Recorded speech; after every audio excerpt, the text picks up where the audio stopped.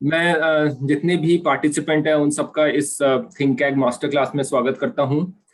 अ, आपको पता होगा थिंकैग हमने एक प्लेटफॉर्म बनाया है जिससे कि हम कृषि के क्षेत्र में जितने भी नए अ, जो इनोवेशंस हो रही हैं उनको सपोर्ट करते हैं। काफ़ी सारे स्टार्टअप्स इस इकोसिस्टम में हैं। कुछ आज के कॉल पे भी मौजूद हैं।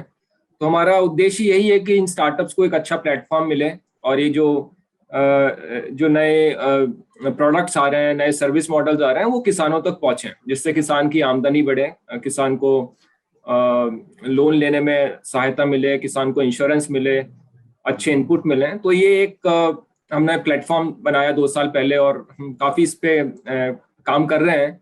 अभी तक हमने जो भी इवेंट्स किए वो स्टार्टअप पे फोकस थे। ये हमारा पहला अटेम्प्ट है कि हम एक एफपीओ फोकस इवेंट कर रहे हैं। उसका श्रेय अरिंदम को जाता है, जिन्होंने ये हमें ये विचार दिया कि हमें इस पे एफपीओ के उस पे भी काम करना चाहिए। और हमें बहुत खुशी है कि समुन्नति, जो कि एफपीओ के क्षेत्र में बहुत अच्छा काम कर रहा है, मार्केट लिंकेज और फाइनेंसिंग में, उन्होंने हमें इस मास्टर क्लास के लिए हमारे साथ जुड़े हुए हैं। हमारे साथ आज श्रीधर ईश्वरन हैं, जो कि एक समुन्नति के फाउंडिंग मेंबर हैं। उनका एफपीओ के इकोसिस्टम में बहुत अच्छा एक्सपीरियंस है। समुन्नति से पहले उन्होंने कई और फाइनेंसिंग कंपनीज में भी काम किया, जैसे Aditya Birla finance, society general, BNP Paribas. तो हमें बहुत खुशी है कि आज वो हमारे साथ जुड़े हैं और उन्होंने बहुत ही अच्छा एक मॉडल आपके लिए बनाया है, वो जो प्रेजेंट करेंगे। इससे पहले कि हम श्रीधर के पास जाएं, मैं अरिंदम से रिक्वेस्ट करूंगा कि वो भी इस मास्टर क्लास के बारे में कुछ शब्द कहें। Arindam, over to you.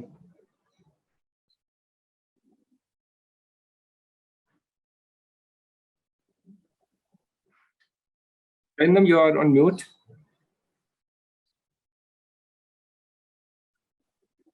I think some connectivity issue. His screen is अच्छा, frame is frozen. He will come. He will come. Just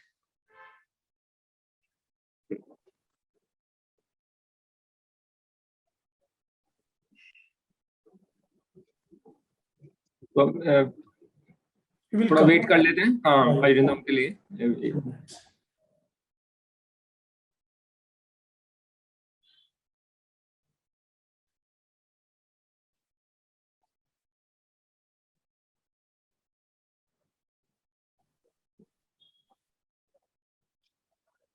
master class में ऑडियंस के जो भी प्रश्न हैं वो चैट बॉक्स में डाल दें, या क्यूएनए का एक बॉक्स है उसमें डाल दें। तो हम उन प्रश्नों को एक प्रेजेंटेशन के बाद एक एक करके ले लेंगे।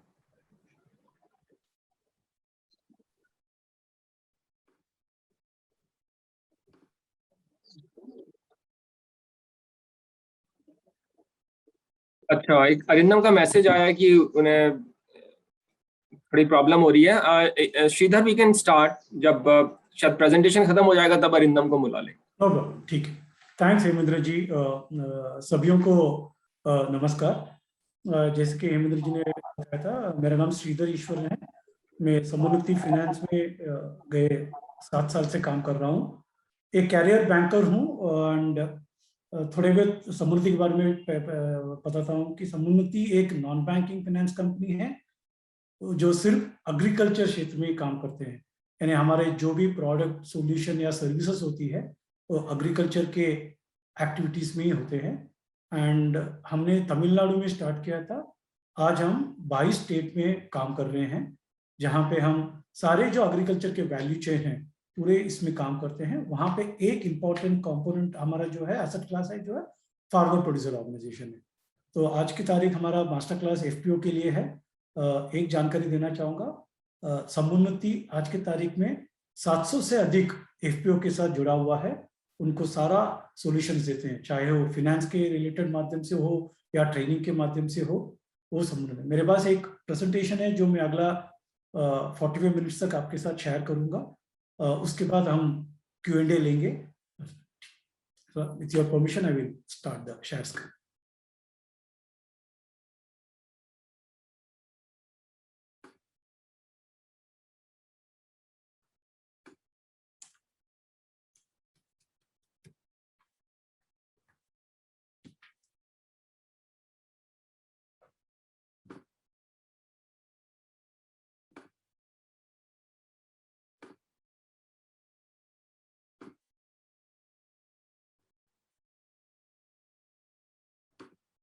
इसमें screen visible? Hemendra, my screen is visible? Yes, yes, yes. या, हाँ, वंडरफुल, good. ओके। थोड़ा मैं कंटेक्स्ट देना चाहूँगा सभी एफपीओ के जो भी उपस्थित है आज। तो अगर आप इंडिया में देखते हैं कि 80% से अधिक farmer small and marginal farmers है और उनके बहुत सारे चैलेंजेस है। एक तो इनका ये चैलेंज है कि जब क्रॉप फेलियर होता है, राइट, उनके पास और कोई इनकम नहीं होता। उसी तरह उनके पास ऐसी कोई टेक्निक नहीं है जहाँ से उनका ईल्ड बढ़ सके। उन लोग अपने जो किसान भाई जो पहले से किस तरह करते हैं उसी तरह करते रहते हैं, लेकिन आज इतना टेक्नोलॉजी आगे आ चुका है, लेकिन स्मॉल फार्मर होने के नाते उनको टेक्नोलॉजी की उपलब्ध नहीं होती है, क्योंकि वो स्मॉल किसान हैं, उनके पास बार्गेनिंग पावर नहीं होता। उनके जो भी 1 एकड़ या 2 एकड़ की इसमें जो काम करते हैं उतना ही उनका इनपुट लेना होता है, उसका ही आउटपुट आता है या हार्वेस्ट आता है। तो उनका जब कनेक्शन होता है कोई इनपुट सप्लायर के साथ या कोई ट्रेडर के साथ बेचने के लिए, उनके पास बार्गेनिंग पावर नहीं होता, राइट। और सबसे मेन बात ये है कि उनके पास पूरा फार्मिंग करने के लिए, खेती करने के लिए उनके पास फाइनेंस नहीं होता। और एक इंपॉर्टेंट ये है कि आज के तारीख में अभी तक आप लोग सब जानते हो कि आज भी उन लोग मनी लेंडर्स या साहूकर के साथ जुड़े हुए हैं, जहां पे उनका जो भी फाइनेंस की है तो उनके पास जाते हैं, जहां पे उन लोग ज्यादा सा रेट लेके पैसा लेते हैं उनसे। सो ये सारा बहुत सारा चैलेंजेस है स्मॉल होल्डर फार्मर्स के लिए। तो एक इंपॉर्टेंट जो बात हुआ है कि एफपीओ, अगर एफपीओ क्या है, ये सारा फार्मर के लिए ही काम करता है। एंड एक एफपीओ एक 500 से लेके 1000 फार्मर के साथ जुड़ा हुआ है। तो इससे क्या फायदा हो जाता है फार्मर के, जो एक फार्मर अपना खेती में खुद करता है, अगर वो एफपीओ के साथ जुड़ जाता है और वो एफपीओ में अगर 500 से लेके 700 फार्मर हो तो सभी को फायदा हो जाता है। एक तो एग्रीगेशन, यानी एक साथ वो सब काम कर सकते हैं। अगर आपको मैं एग्जांपल देना चाहता हूं, अगर एक फार्मर 2 एकड़ पे काम करता है, अगर एक 200 फार्मर और लगभग एक 800 एकड़ का उनका पूरा ये है, अगर वो सारे एफपीओ के साथ जुड़ जाते हैं, वो जो एफपीओ है जाकर एक इनपुट सप्लायर के साथ बात कर सकते हैं और बोल सकते हैं कि मैं आपको 800 एकड़ के काम के लिए मैं आपसे इनपुट खरीदना चाहूंगा, ताकि उनको कम से कम 25 से 30% तक का डिस्काउंट मिल सकते हैं। वो जो डिस्काउंट जब एफपीओ के आता है और एफपीओ स्मॉल होल्डर फार्मर को देते हैं, इससे क्या हो जाता है, किसान का कॉस्ट ऑफ कल्टीवेशन, जो हमारा बोलते हैं खेती करने का जो कॉस्ट होता है वो कम हो जाता है। तो इस तरह का फायदा बहुत है जब एफपीओ फॉर्म करने में। दूसरा एक चीज होता है, एफपीओ फॉर्म करने से आपके पास एफपीओ में एक सीईओ होते हैं, अच्छे खासी बोर्ड ऑफ डायरेक्टर्स वहां पे रहते हैं जो अच्छा सा उनको संभालते हैं। तो ये सारा जो फायदा है एक एफपीओ से है। और सारा जो स्मॉल होल्डर फार्मर है, जो छोटे किसान हैं, अगर वो एफपीओ के साथ जुड़ जाते हैं उनके लिए बहुत फायदा होता है। और एफपीओ का भी अच्छा फायदा होता है, क्योंकि अगर 800 से लेके 1000 फार्मर हो जाए तो उनकी जो क्षमता है एक इनपुट सप्लायर के साथ जुड़ जाना, एक कोई लेटेस्ट कंपनी जो टेक्नोलॉजी लेके आई है उनको लेके आना और सारा उनका जो टेक्निक है, सारा जो उनका टेक्नोलॉजी है अपना स्मॉल फार्मर को देना। उसी तरह स्मॉल फार्मर को अगर कोई भी समस्या आती है, आज के तारीख में उनके पास कोई सोल्यूशन नहीं है, अगर एफपीओ होने से जो स्मॉल फार्मर जो मेंबर है अपना एफपीओ के पास जाके बता सकते हैं कि बस मुझे ये समस्या है, उसका कोई सोल्यूशन दे सकते हैं क्या। उस तरह बहुत सारा फायदे हैं एफपीओ के लिए। एंड सारा जो छोटे किसान हैं एफपीओ के साथ जुड़ सकके सारा इसका फायदा ले सकती है, राइट। इसके लिए एक एफपीओ एक इंपॉर्टेंट एसेट क्लास है, एक इंपॉर्टेंट कंपनी है जिनके साथ सारा किसान जुड़कर फायदा ले सकते हैं। तो ये जो स्लाइड है इसमें वही बताते हैं। सॉरी मैं हिंदी में नहीं कर पाऊंगा, मैंने इंग्लिश में डाला हुआ है, लेकिन आपको समझ में आ जाएगी बात जो मैं कह रहा हूँ, ठीक है। और एक इंपॉर्टेंट बात जो है जो समुन्नति के माध्यम से हम आज कर रहे हैं कि जब हम एफपीओ के साथ जुड़ जाते हैं हमको ये पता चलता है कि एक तो एफपीओ को फाइनेंस की जरूरत हो जाती है, तब जाके उनको स्केल हो जाती है। एक एफपीओ फॉर्म करके कम से कम उनको 2 से 3 साल लग जाता है आगे आने के लिए, क्योंकि पहला 1 साल तो आपको एफपीओ प्रमोट करने में लग जाता है, सारा आपका सर्टिफिकेशन करना, रजिस्ट्रेशन करना, कंपनी के पूरे एक्ट्स को फॉलो करना, उसके बाद आप अपना सीईओ को नॉमिनेट करते हो, उसके आपके बोर्ड ऑफ डायरेक्टर आ जाते हैं, उसके बाद आप सारे मेंबर लोगों को ऑनबोर्ड करते हो, यानी एफपीओ में शामिल करते हो। उसके लिए आपको उनको ट्रेनिंग देना होता है, उनको समझाना होता है कि एफपीओ क्या चीज होता है, राइट। हर किसान ये सोचेगा कि अगर मैं एक एफपीओ का मेंबर बन गया, मुझे इसका क्या क्या फायदा मिल जाएगा, किस तरह का सपोर्ट मुझे मिल सकता है। तो ये सारा जो एफपीओ का काम है, पहला 2 साल तो खाली इसी में चला जाता है, और उसके लिए उनको कैपेसिटी ट्रेनिंग वो सब करना होता है। उसके बाद अगर उनको काम चालू करना है, जो सारा एफपीओ जो इनपुट से चालू करता है, लेकिन उनको एक छोटा सा ही कैपिटल हो जाता है जो शेयर कैपिटल के माध्यम से उनके पास आ जाता है, उससे उनको स्केल करना मुश्किल हो जाता है। अगर उनको 500 से लेके 800 फार्मर तक को सपोर्ट करना है, उतना उनके पास कैपिटल नहीं होता है। जो शेयर कैपिटल उनके पास है, उनसे खाली वो छोटा सा टर्नओवर कर सकते हैं। उसके लिए फिनेंस जो है एक इंपॉर्टेंट चीज है, जो एफपीओ को लगता है जब उन लोग स्केल करते हैं और अपना सारा किसानों को सपोर्ट करते हैं। तो समून्नति जब एफपीओ के साथ काम करना चालू किया लास्ट 4 साल से, हमको पता चला कि ठीक है, हम इनके साथ काम करेंगे, लेकिन उसी में हमको बहुत सारे चैलेंजेस आए थे, क्योंकि एफपीओ एक संस्था है, उसके जो बोर्ड ऑफ डायरेक्टर्स है वो भी किसान है, और उनका जो कनेक्ट होता है मेंबर फार्मर के साथ वो भी जुड़ा हुआ है। लेकिन एफपीओ के पास बहुत सारे चैलेंजेस है। एक, जैसे कि उनके पास रिकॉर्ड मेंटेनेंस थोड़ा वीक हो जाता है, क्योंकि वो उनके चार्टर्ड अकाउंटेंट के साथ, कोई भी उनका अकाउंटेंट है जिनके साथ उनका कनेक्शन है, वो उनको सारा लिख के दे देता है। उनके जो ट्रांजैक्शन है, जो भी उनको किसान के साथ, अपने मेंबर के साथ ट्रांजैक्शन करते हैं, व्यवहार करते हैं, कभी कभी सारा कैश में हो जाता है, तो सारा डाटा अवेलेबल नहीं है। तो कोई भी संस्था, चाहे वो बैंक हो, एक एनबीएफसी हो, कोई एक टेक्नोलॉजी पार्टनर हो, या कोई एक बड़े इंस्टीट्यूशनल बायर हो, जैसे कि एक आईटीसी, एक उदाहरण के तौर पे लेता हूं, जिनको वीट खरीदना है, अगर वो आईटीसी को एफपीओ के साथ जुड़ना है, तो पहला आईटीसी ये पूछेंगे कि कितना मेंबर फार्मर आपका वीट करता है, कौन सा वेराइटी का करता है, कितना एकर्स में करते हैं, उसका कितना यील्ड आता है। अगर ये सारा अगर इंफॉर्मेशन हमको लेना है, तो एफपीओ के पास इमीडिएटली नहीं होता है, क्योंकि एफपीओ के पास रिकॉर्ड मेंटेन करना मैनुअल है।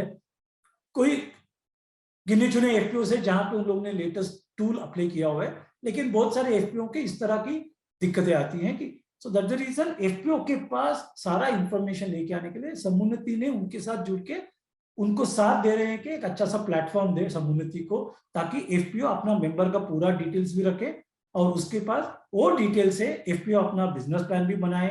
एफपीओ को ये पता होना चाहिए कि अगर मुझे इनपुट का बिजनेस करना है, इतने सारे मेरे मेंबर फार्मर्स है, उनके टोटल लैंड इतने हैं, इस तरह के क्रॉप उन लोग ग्रो करते हैं, उसके लिए किस प्रकार का इनपुट्स चाहिए, कितना चाहिए, फर्टिलाइजर कितना चाहिए, पेस्टिसाइड कितना चाहिए। अगर आज के तारीख में अगर आप एफपीओ देखिएगा, तो उन्होंने पिछले 2-3 क्रॉप साइकिल का अंदाज लगा के एक बिजनेस का प्लान बनाते हैं। अगर हमारे पास एकदम डाटा रहेगा अपने मेंबर फार्मर का, आज के तारीख में आपके पास क्या डाटा है, आपका फार्मर का नाम है, कौन से गांव से है, उनका मोबाइल नंबर क्या है, और एक आध दो डिटेल रखते हैं आप लोग।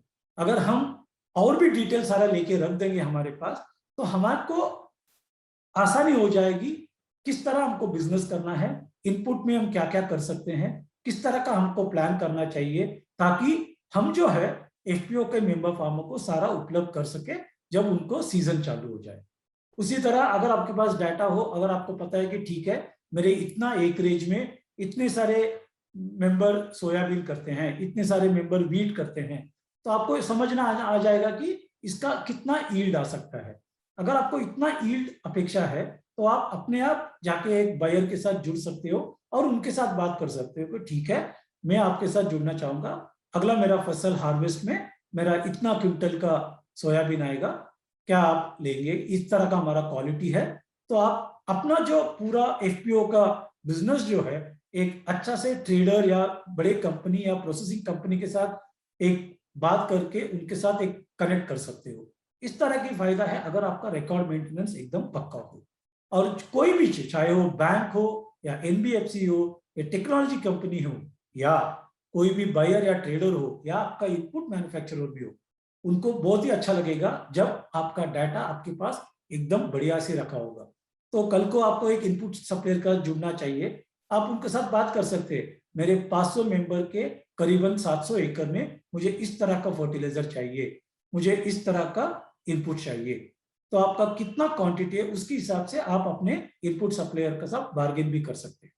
तो डाटा मेंटेन करना एक इंपॉर्टेंट है, जो आज के तारीख में हम बहुत सारे मैनुअल में करते हैं या बहुत सारे रिकॉर्ड्स हमारे टैली में हैं, लेकिन एक अच्छा सा डिजिटाइजेशन प्लेटफॉर्म होगा, उसमें सारे मेंबर के डिटेल्स आपके पास होंगे, तो आपको अच्छी तरह से काम कर सकते हो। ये पूरा स्लाइड वही है कि एक एफपीओ अच्छा खासा रहेगा तो उनको एग्रीगेशन की सारे बेनिफिट्स मिल जाती हैं, अच्छा टेक्नोलॉजी वो लेके आ सकते हैं, अपने सारे रिसोर्सेस को अच्छा से यूटिलाइज कर सकते हैं। इतना सारा इनपुट और आउटपुट के साथ काम करने से अपने मेंबर फार्मर्स को अच्छा सा आप इनकम दे सकते हो। एक वही स्लाइड है, ये स्लाइड बात कर रहा है। ठीक है, अगर अभी आप आएंगे कि एफपीओ को फिनेंशियल में क्या क्या जरूरत है, जैसे कि हमने बताया था कि हर बिजनेस के काम में आपको फिनेंस की जरूरत है, तो आपको फिनेंस क्यों लगेगा? एक, आपको इनपुट खरीदने के लिए आपको थोड़ा बहुत वर्किंग कैपिटल लगेगा। उसी तरह जब हार्वेस्ट आएगा, आपको प्रोक्यूरमेंट करने के लिए, आपके आउटपुट लेने के लिए आपको थोड़ा वर्किंग कैपिटल लगेगा।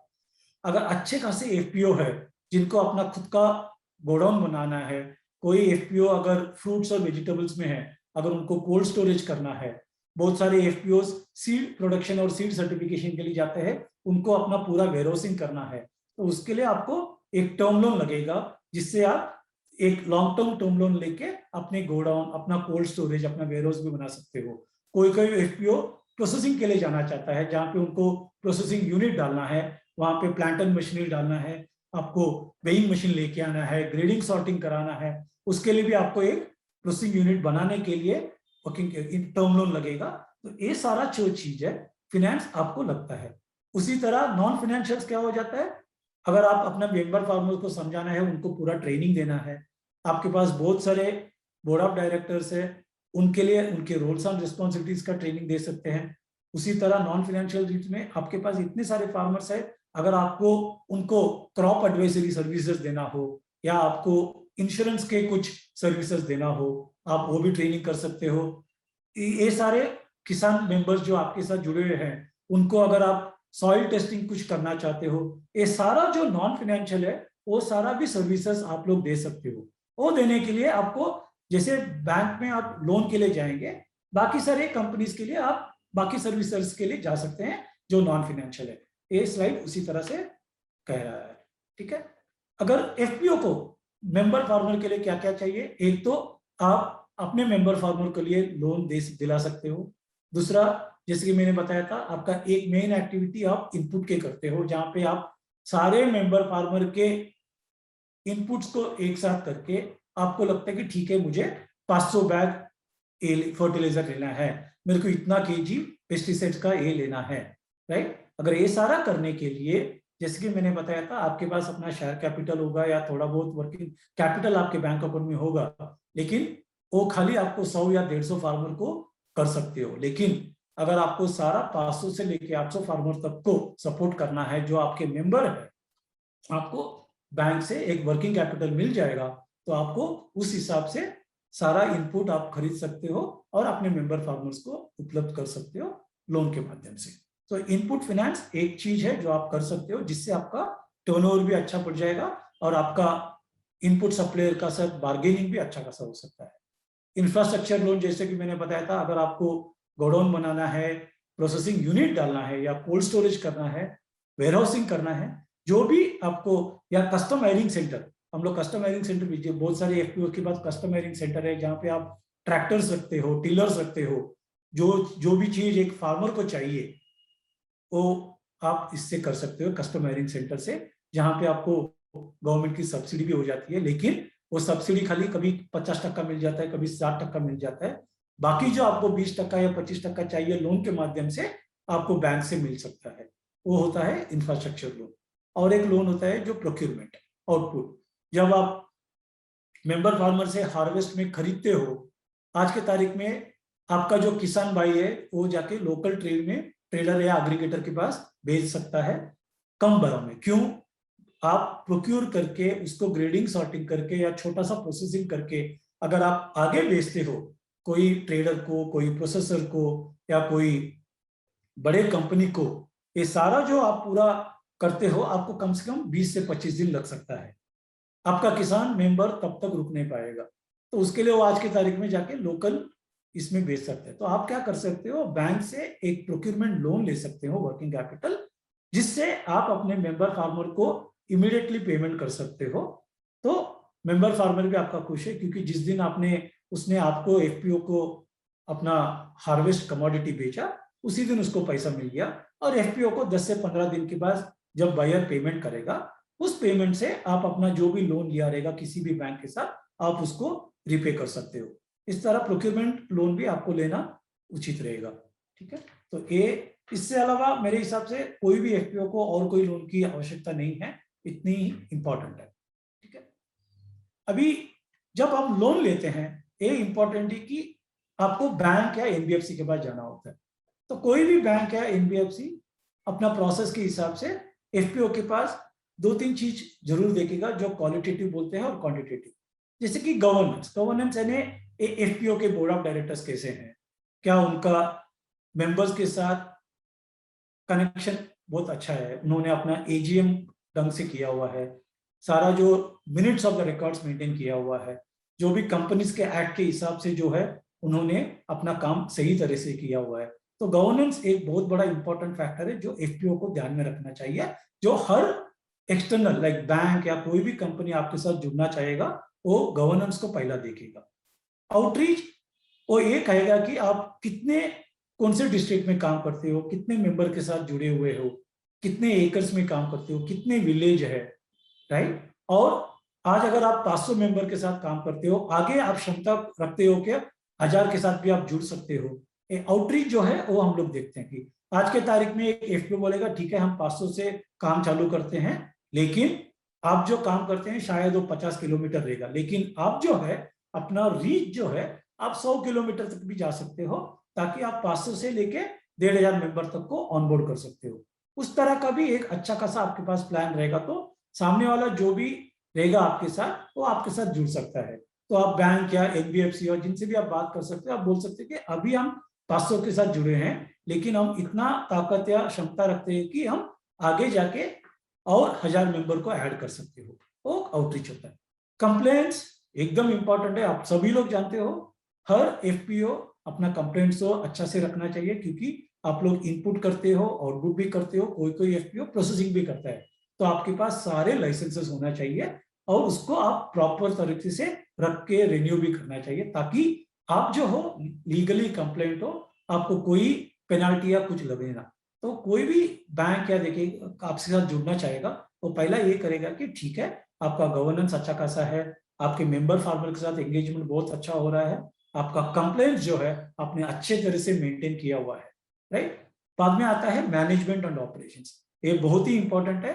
मैनेजमेंट यानी आपका जो बिजनेस प्लान है वो किस तरह है, आपने पूरा मेंबर फार्मर का जरूरत है कि बराबर बिजनेस प्लान में लेके आए हो।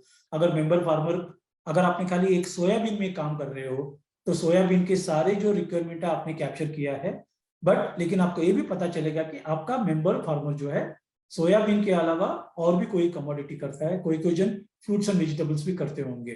तो उस हिसाब से आपका जो बिजनेस प्लान में है सारा आपने वो भी ले लिया है, ताकि आपने अपना मेंबर फार्मर का ध्यान में रखते हुए उस पर सारा चीज आपने प्रोवाइड किया हो।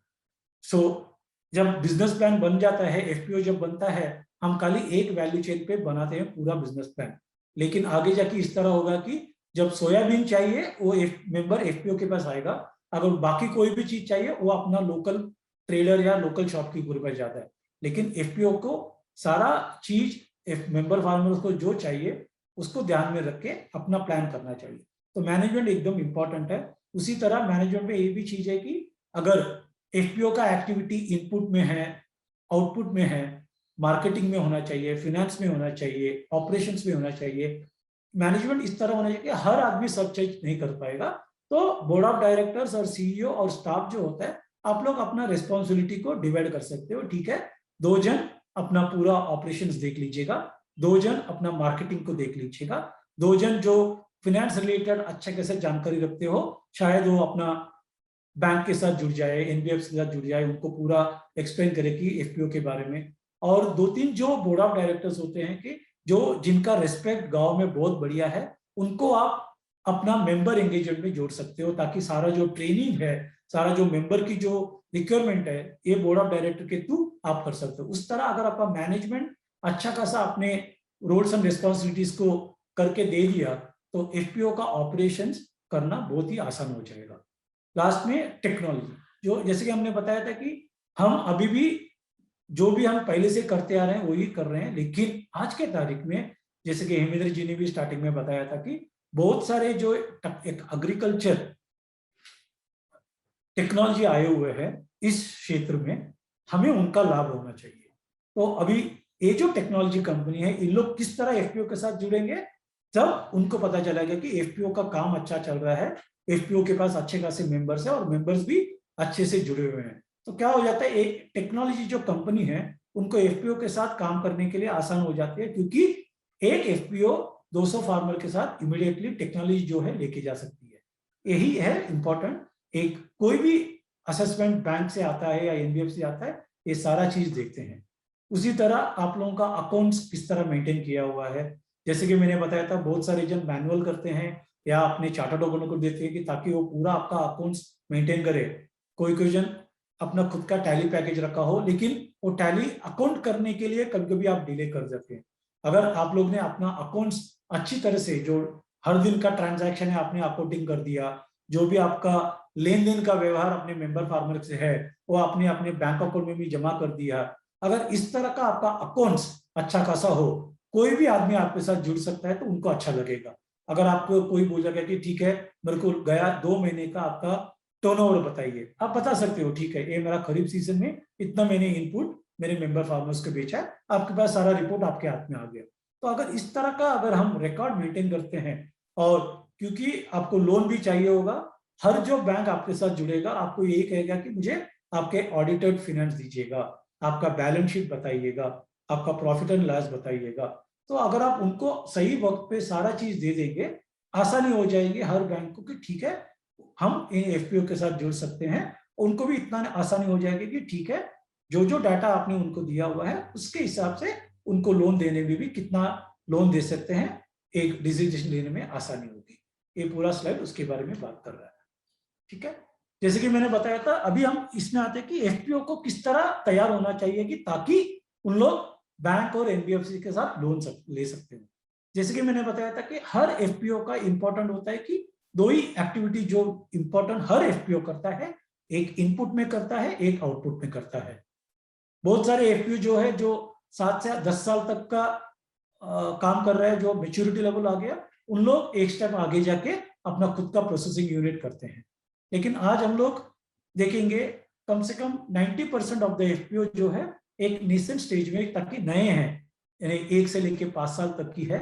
जैसे कि मैंने बताया था उनको 2 से 3 साल तो लग जाता है कि मेंबर्स को जोड़ने में, एफपीओ का पूरा प्रोसेस करने में। तो उनका खुद का मेच्योरिटी लेवल लेके आने में उनको 5 से 7 साल लग जाता है। तो आज अगर कम से कम देखेंगे 90% ऑफ द एफपीओ अपना इनपुट बिजनेस या आउटपुट बिजनेस ही करता है, जहां पे उनको ये भी पता चल जाता है कि ठीक है मेरा कितना इनपुट बिजनेस मुझे करना चाहिए, कितना आउटपुट करना चाहिए। इससे उनको ये भी पता चलता है कि मेरा इनपुट बिजनेस में मैं कितना मार्जिन हमारे लिए रख सकता हूं और कितना भी मेरे मेंबर फार्मर्स को दे सकता हूं। आउटपुट में जब हार्वेस्ट आता है आपको ये भी पता चल जाता है कि मेरा मार्केट में क्या भाव चल रहा है, मेरा कमोडिटी का मैं कितने में एफपीओ से खरीदूंगा, ताकि मेरा मेंबर से खरीदूंगा ताकि उनको भी फायदा हो। तो इसका मुद्दा क्या है, ये सारा जो आप ट्रांजैक्शन करते हो इससे आपको प्रॉफिट आना चाहिए, वही ये स्लाइड बता रहा है।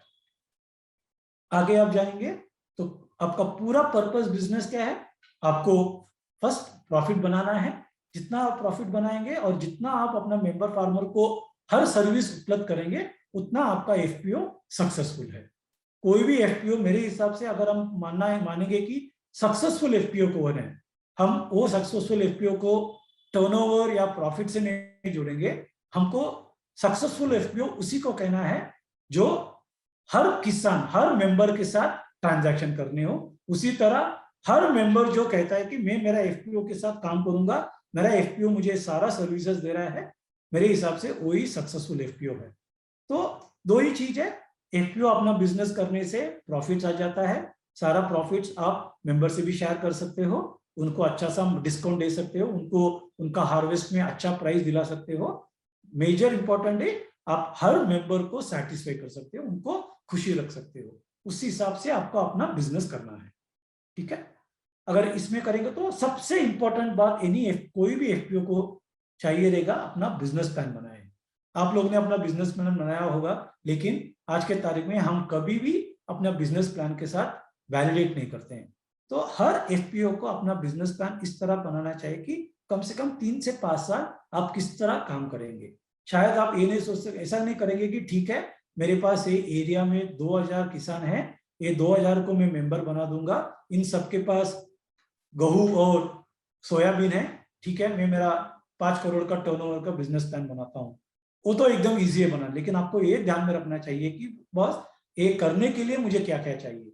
तो आपका जो बिजनेस प्लान होगा आपको एकदम सोच समझ के बनाना चाहिए कि ठीक है पहले 1 साल में मैं किस तरह करूं। तो पहला 3 साल तक मैं स्लोली मेंबर फार्मर्स को जोड़ूंगा, मैं कौन से क्रॉप में उनके साथ काम करूंगा, उनकी इनपुट की रिक्वायरमेंट कितनी होगी, उस हिसाब के हर एक जो पॉइंट है उसको आपको ध्यान में रखने के आपका कितना कितना एक्सपेंसेस होगा। आपका अपना एफपीओ को रेंट पे करना पड़ेगा ऑफिस के लिए, आपका इलेक्ट्रिसिटी होगा, आपका सीईओ और स्टाफ को सैलरी देना पड़ेगा।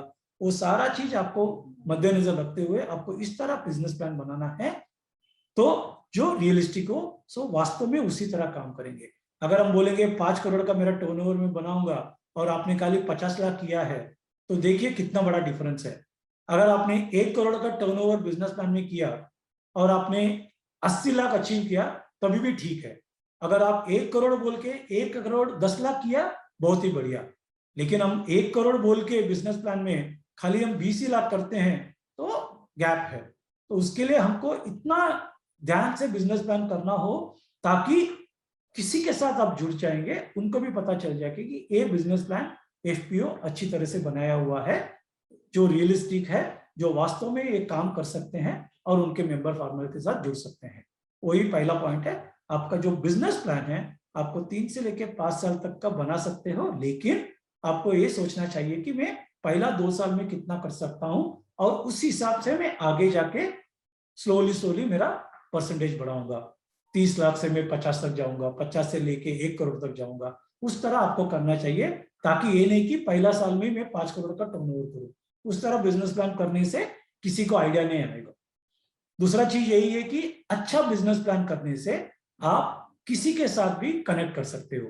अगर आपने बिजनेस प्लान बनाया, आपको पता चला ठीक है मैंने 500 एफपीओ के मेंबर के साथ काम करूंगा, कम से कम मेरा 800 एकड़ में है, तो आप अपना स्टेक होल्डर जो भी है यहाँ पे बिजनेस के रिलेटेड, एक इनपुट सप्लायर होगा, एक फर्टिलाइजर की कंपनी के साथ आप काम करेंगे, उनके साथ अच्छा से आप बात कर सकते हो, क्योंकि उनको भी लगेगा कि ठीक है मैं इनके साथ बिजनेस कर सकता हूँ। उसी तरह आप अपना फार्मर से भी, अपने मेंबर से भी, अपने प्रोड्यूसर से भी अच्छा से ट्रांजैक्शन कर सकते हो। ठीक है मैं आप लोगों को इस तरह का सर्विसेज दे दूंगा, तो मेंबर फार्मर भी खुश होगा कि ठीक है मुझे मेरे एफपीओ के पास ही जाना चाहिए। ठीक है उसी तरह अगर आपको छोटा सा प्रोसेसिंग यूनिट बनाना हो, या आपको कोई बैंक के पास जाना हो किसी वर्किंग कैपिटल या टर्म लोन के लिए, अगर आपका बिजनेस प्लान अच्छा होगा तो आप उनके साथ भी जुड़ सकते। अगर आपको छोटा सा कोल्ड स्टोरेज करना है, अगर आपको पता चल गया कि आपका रेस्पेक्टिव गवर्नमेंट के पास उसके लिए सब्सिडी या ग्रांट मिलता है, तो आप उस तरह से अपना बिजनेस प्लान बनाओ, ताकि आप बोल सकते हो कि मेरा इतना कैपेसिटी का मुझे कोल्ड स्टोरेज चाहिए, मेरे इतने मेंबर फार्मर के साथ इतने सारे फ्रूट्स एंड वेजिटेबल्स है, इस तरह का हम कोल्ड स्टोरेज करके इसको प्रोसेस करके आगे बेचेंगे। अगर इस तरह का आपका प्लानिंग ठीक रहेगा, आपको सब्सिडी और ग्रांट में भी आसान होगी, और जो 20 से 25% आपको लोन के माध्यम से चाहिए आपको बैंक या एनबीएफसी से भी मिल जाएगा, बराबर ना। तो ये जो बिजनेस प्लान करेंगे, जो लास्ट पॉइंट लिखा हुआ है, आप अपना फार्मर का डेवलपमेंट के माध्यम से ही आपको करना चाहिए कि ठीक है ये सारा चीज करने में मैं मेरे मेंबर को छोटा सा इनकम बढ़ा के दे सकता हूँ, ये इंपॉर्टेंट है। और उसी तरह मैं सारा जो मेरे मार्केट के साथ है मैं जुड़ सकता हूँ। और एक बार आपका प्लान है आपके पास, आप 2 या 4 इनपुट सप्लायर का भी मिल सकते हो, जहां पे आप बोल सकते हो कि जो भी मुझे अच्छा सा प्राइस देगा मैं उनके साथ जुड़ जाऊंगा। उसी तरह जब हार्वेस्ट आएगा, आप जाके 4 ट्रेडर के, या आपके बगल में कोई प्रोसेसिंग यूनिट होगा, या आपके पास और कोई बड़ी सी कंपनी जो आपके ध्यान में है, आप उनके साथ जाके भी बैठ सकते हो कि ठीक है मेरे ये वाला खरीफ में अक्टूबर नवंबर में इतना मेरा हार्वेस्ट आने वाला है और ये मेरा क्वालिटी पैरामीटर्स है। अगर इस तरह का डिटेल है और इस तरह का आपके पास है, आपको जरूर आप अपना प्रीमियम ले सकते हो, आप अच्छा से काम कर सकते हो। ठीक है, तो ये है। तो इसमें क्या क्या है, एक बिजनेस प्लान बनाने में आपको पहला अपना पूरा असेसमेंट करना है, जो मैंने बताया था कि पहला स्टेप वो होगा। उसके बाद आप अपने को ये देखना है कि आपके पास क्या क्या अपॉर्चुनिटीज है, उसी तरह क्या क्या चैलेंजेस है आपके पास, उसको भी मद्देनजर रखते हुए आप अपना एनालिसिस करना चाहिए। जैसे कि मैंने बताया था कि आप ऐसा नहीं कर सकते हो कि ठीक है 1000 फार्मर है, मैं मेरा बिजनेस प्लान बनाऊंगा, उस तरह नहीं। आपको ये समझना चाहिए कि बस हर मेंबर फार्मर की जरूरत क्या है, क्या मैं इतने विलेज में जाके काम कर पाऊंगा, इतने लोगों का मैं हार्वेस्ट लेके मैं बेच पाऊंगा, उस तरह हर चीज का एनालिसिस करना चाहिए। अगर ये सारा चीज करने के लिए क्या मुझे पास वर्किंग कैपिटल या फाइनेंस होगा ताकि मैं एक कर सकूं, क्योंकि एक बार आपने मेंबर को जोड़ लिया और उनको आपने प्रॉमिस कर दिया लेकिन आप नहीं कर पाओगे तो आपका और मेंबर फार्मर का जो गैप है वो बढ़ता जाएगा। उसके लिए आपका जो जो जो चैलेंजेस है, जो जो समस्या है, उसको भी आप ध्यान में रखते हुए आपका एनालिसिस अच्छी तरह से करना चाहिए। उसके बाद आपको प्रायोरिटी करना चाहिए कि मैं कौन सा काम पहला करूं। कभी कभी आप ये भी कर सकते हो कि ठीक है मैं इनपुट से काम चालू करता हूँ ताकि मुझे समझ में आए कि मेरे मेंबर फार्मर के साथ मैं किस तरह जुड़ा हूँ। या कोई कोई एफपीओ ये भी कर सकते हैं कि ठीक है मैं इनपुट तो कर लूंगा, मेरा मेंबर को जानता हूँ, चलो मैं इनको आउटपुट के साथ काम करता हूँ। तो उस तरह आपको अपना उधर का सराउंडिंग देख के अपने मेंबर फार्मर की रिक्वायरमेंट को ध्यान में रखते हुए आपको प्रायोरिटाइज करना है कि मैं कौन सा एक्टिविटी से चालू करूंगा, तो वो इंपॉर्टेंट है। उसके बाद वैल्यू चेन मैपिंग, जैसे कि मैंने बताया था, आपने पूरा सोयाबीन देखा होगा, लेकिन अगर आपको लगता है कि सोयाबीन के साथ और 2-3 क्रॉप भी आपके पूरे मेंबर फार्मर्स के हैं, उसके हिसाब से आपको मैपिंग करके अपना बिजनेस प्लान बनाना है। उसके बाद जैसे कि मैंने बताया था आपको रिस्क एनालिसिस करना है। रिस्क इंपॉर्टेंट है क्योंकि कभी कभी आपका क्रॉप फेलियर हो सकता है, तो आप क्या कर सकते हो, गया 5-6 सीजन में किस तरह का आपका क्रॉप फेलियर हो गया, उसी हिसाब से आपको वो सब एनालिसिस करके आपका प्लानिंग करना चाहिए। फिर मार्केटिंग बहुत ही इंपॉर्टेंट है। एक बार आपने प्लान बना दिया, आपने मेंबर फार्मर से जुड़ गए हैं, आपका सारा हार्वेस्ट आपने मेंबर फार्मर से खरीद लिया, आपके पास एक मार्केटिंग प्लान होना चाहिए कि मैं ये कहां कहां पे बेचूंगा। राइट, बहुत ही इंपॉर्टेंट है। ठीक है, अगर मैं बेचूंगा, वो जो मेरा बायर है अगर उसकी जो क्वालिटी पैरामीटर है क्या मैं उसको मैच कर पाऊंगा, अगर वो बोलता है कि ठीक है मुझे यहाँ का लॉजिस्टिक्स देना है, क्या मैं वो दे पाऊंगा, ये सारा चीज इंपॉर्टेंट है। उसके लिए मार्केटिंग बहुत ही इंपॉर्टेंट स्टेप है। और आपका फाइनेंशियल प्लान, जैसे कि मैंने बताया था, ये सारा चीज करने के लिए आपके पास फाइनेंस का प्लान होना चाहिए कि आपको लोन कितना लेना चाहिए। अगर आपको प्रोसेसिंग करना है तो आपको टर्म लोन लेना चाहिए, तो कितना लेना चाहिए, इसके लिए अगर सब्सिडी है तो सब्सिडी है क्या, उसके बात करना चाहिए।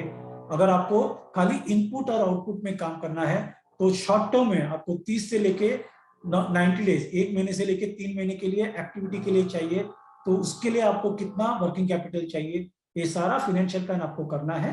जो आपको ये जो पूरा स्लाइड आपको सामने दिख रहा है, ये पूरा आपका प्लानिंग स्टेप्स है। ठीक है, तो ये भी हो, ये करने से आपको क्या हो जाता है, एक अच्छा बिजनेस प्लान करने से आप लोगों के पास सारा इंफॉर्मेशन होगा और आप एकदम अच्छी तरह से काम कर सकते हो। और एक अच्छा बिजनेस प्लान, यहाँ पे यही लिखा हो कि 360 डिग्री व्यू, यानी क्या है, आपने हर चीज ध्यान में रख के अपना बिजनेस प्लान किया हुआ है। ये स्लाइड वही कह रहा है। आगे आप बोल रहे हैं कि ये करने से आपको किसी भी बैंक या नॉन बैंकिंग फाइनेंस कंपनी, आप उनके साथ जुड़ के अपना प्लान बता के, अपना balance sheet, profit and loss, अपना जो कैश फ्लो किस तरह आएगा वो सब बता के आप फाइनेंस भी ले सकते हो। राइट, और जो ये बिजनेस प्लान आपके पास है, आपको अपना बिजनेस और ऑपरेशंस पूरा 1 साल 2 साल करने में आसानी हो जाएगी और आप उसके हिसाब से काम कर सकते हो। तो आपके पास एक बिजनेस प्लान अच्छी तरह से होना चाहिए। राइट, जैसे कि लास्ट पॉइंट लेफ्ट में आप देखेंगे कि अगर अच्छा बिजनेस प्लान हो, आप किसी के साथ जुड़ सकते हो। यहाँ पे लिखा हुआ है it helps to communicate, meaning आप किसी के साथ भी अच्छे तरह से अपना वार्तालाप कर सकते हो, अपना कम्युनिकेशन कर सकते हो, ताकि सामने वाला भी समझ जाए कि ठीक है एएफपीओ के पास इतने इतने इतने अच्छे अच्छे मेंबरशिप है, इतना एक्टिविटीज में उनका जुड़ा हुआ है, इतना उनका मार्केटिंग होना चाहिए। तो हर चीज में आप अपना इंफॉर्मेशन किसी भी एक्सटर्नल पार्टी को दे सकते हो ताकि वो आपके साथ जुड़ जाए। ठीक है, तो ये स्लाइड वो कह रहा है। तो ये हमने बताया कि क्या क्या बिजनेस प्लान में होना चाहिए। एक तो आपका पूरा एफपीओ के बारे में आपने लिखना चाहिए, आपका विजन क्या है, कितना मेंबर के साथ काम करेंगे, उनके लिए आप इनकम करोगे, या और जो भी आपका मिशन है उसको आप लिख सकते हो। बाद में आप अपना वैल्यू चेन, आप पहला सोयाबीन के साथ काम कर सकते हो, उसके बाद आप हर एक वैल्यू चेन को ऐड कर सकते हो, वो आपका पॉइंट नंबर 4 है। उसके बाद पॉइंट नंबर 5 कह रहा है कि आपके मेंबर फार्मर को क्या क्या प्रोडक्ट आप दे सकते हो, क्या क्या सर्विसेज आप दे सकते हो, उसको आप ध्यान में रख के करना है। जैसे कि हमने बताया था कि आपको मार्केटिंग प्लान करना हो, बाद में आपको ये सारा जो है हर एक चीज का एक एक्शन प्लान होता है, क्योंकि जो खरीफ में चाहिए और रबी सीजन में चाहिए उस हिसाब से आपको प्लानिंग करना चाहिए, ताकि ये नहीं कि आप एक ही बार में सारा काम करें।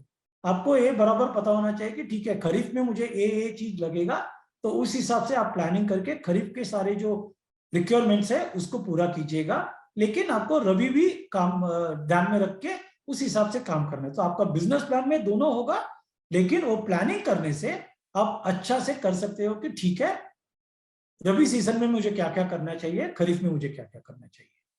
पॉइंट नंबर 8 ये कह रहा है कि आपको किस तरह का इंफ्रास्ट्रक्चर कैपिटल एक्सपेंडिचर करना चाहिए, प्रोसेसिंग यूनिट में, वेयर हाउस में, गोडाउन में, और क्या क्या करना चाहिए, ये वो चीज है। पॉइंट नंबर 9, जैसे कि हमने बताया था कि ये सारा इसमें आपको क्या क्या रिस्क आ सकता है, और रिस्क को संभालने के लिए आपने क्या क्या केयरफुल मिटिगेशन प्लान किया हुआ है, क्या क्या आपने ध्यान में रखा हुआ है। जैसे कि आप क्रॉप इंश्योरेंस के बारे में बात कर सकते हो, या आप कभी कभी आपका वेदर एग्जाम आ गया तो क्या आप कोई वेदर कंपनी के साथ बात करके अपने मेंबर फार्मर्स को बहुत सारे सर्विसेज दे सकते हो, या वेदर रिलेटेड कोई इंश्योरेंस होगा, क्या आप उसके हिसाब से इंश्योरेंस प्लानिंग करके एक प्रोडक्ट आप दे सकते हो। इस तरह का आपको ध्यान में रखना है। अगर आपने लगा है कि ठीक है मैंने इतना बड़ा प्रोसेसिंग यूनिट तो बना के रख दिया, क्या मैं वो प्रोसेसिंग यूनिट को 80% काम में लगा सकूं? आपने तो बना दिया, लेकिन अगर अंदर प्रोसेस ही नहीं होगा वो वापिस उसका लॉस ही आप ही को। तो इस तरह आपको रिस्क को फैक्टर करना चाहिए ताकि आप अपना बिजनेस प्लान और अपना एक्टिविटी अच्छी तरह से करें। फाइनली आपको ये समझना चाहिए कि ठीक है 1-2 साल में, 1-2-3 या अगला 4 साल में किस तरह बिजनेस करूंगा, कितना करूंगा, उस हिसाब से मेरा कितना फाइनेंस और कितना प्रॉफिट आएगा, वो हिसाब से आपको एक प्रोजेक्शन करना चाहिए। यही एक बिजनेस प्लान का पूरा प्रोसेस है।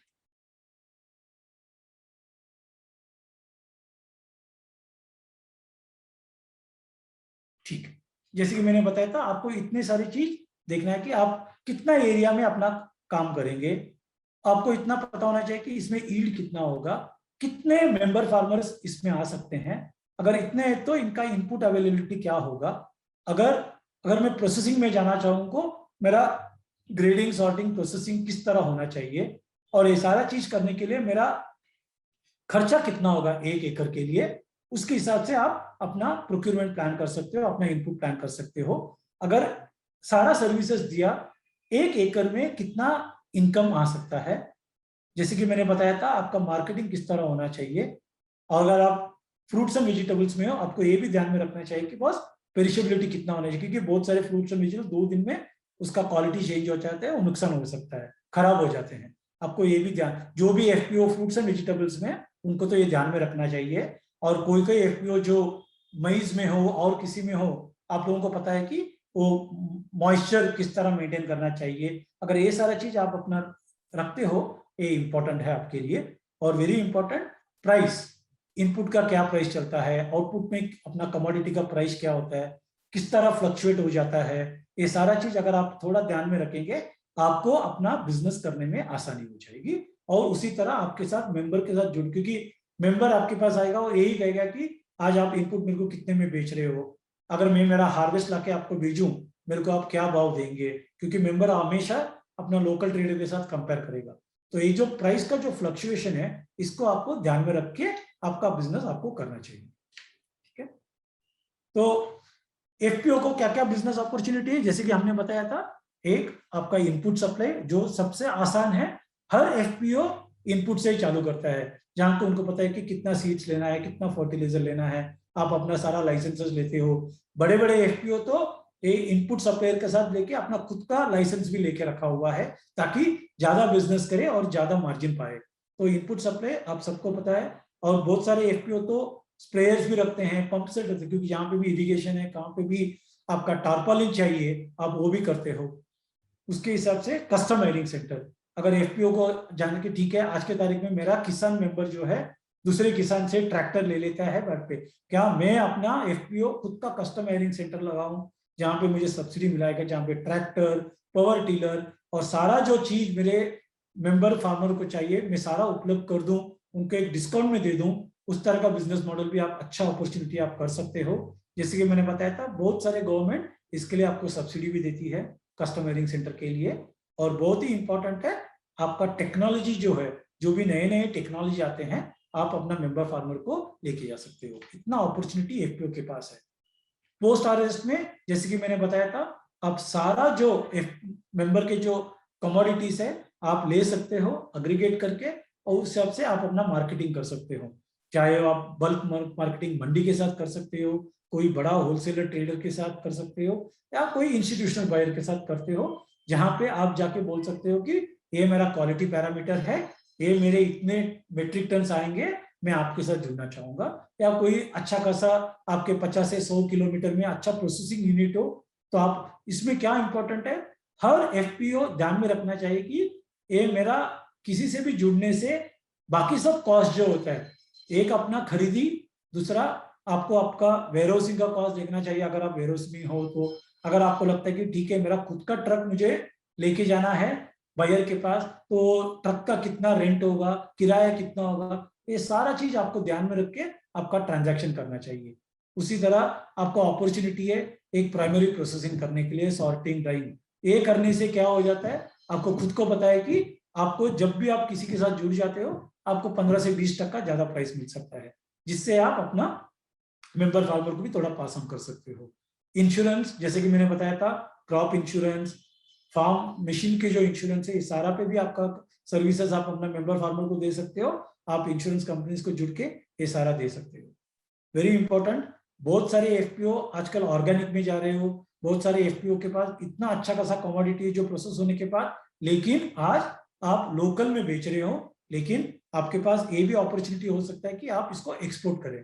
अगर एक्सपोर्ट करने के लिए आपको प्रोसेस करना चाहिए कि बॉस कहाँ पे मैं एक्सपोर्ट करूं, अगर एक्सपोर्ट करने के लिए मुझे क्या क्या प्रोसेस फॉलो करना है, अगर एक्सपोर्ट है तो मेरे को उसके हिसाब से सर्टिफिकेशन में क्या करना है, ये सारा अपॉर्चुनिटी है। लेकिन ये सारा अपॉर्चुनिटी एफपीओ के पास आज है।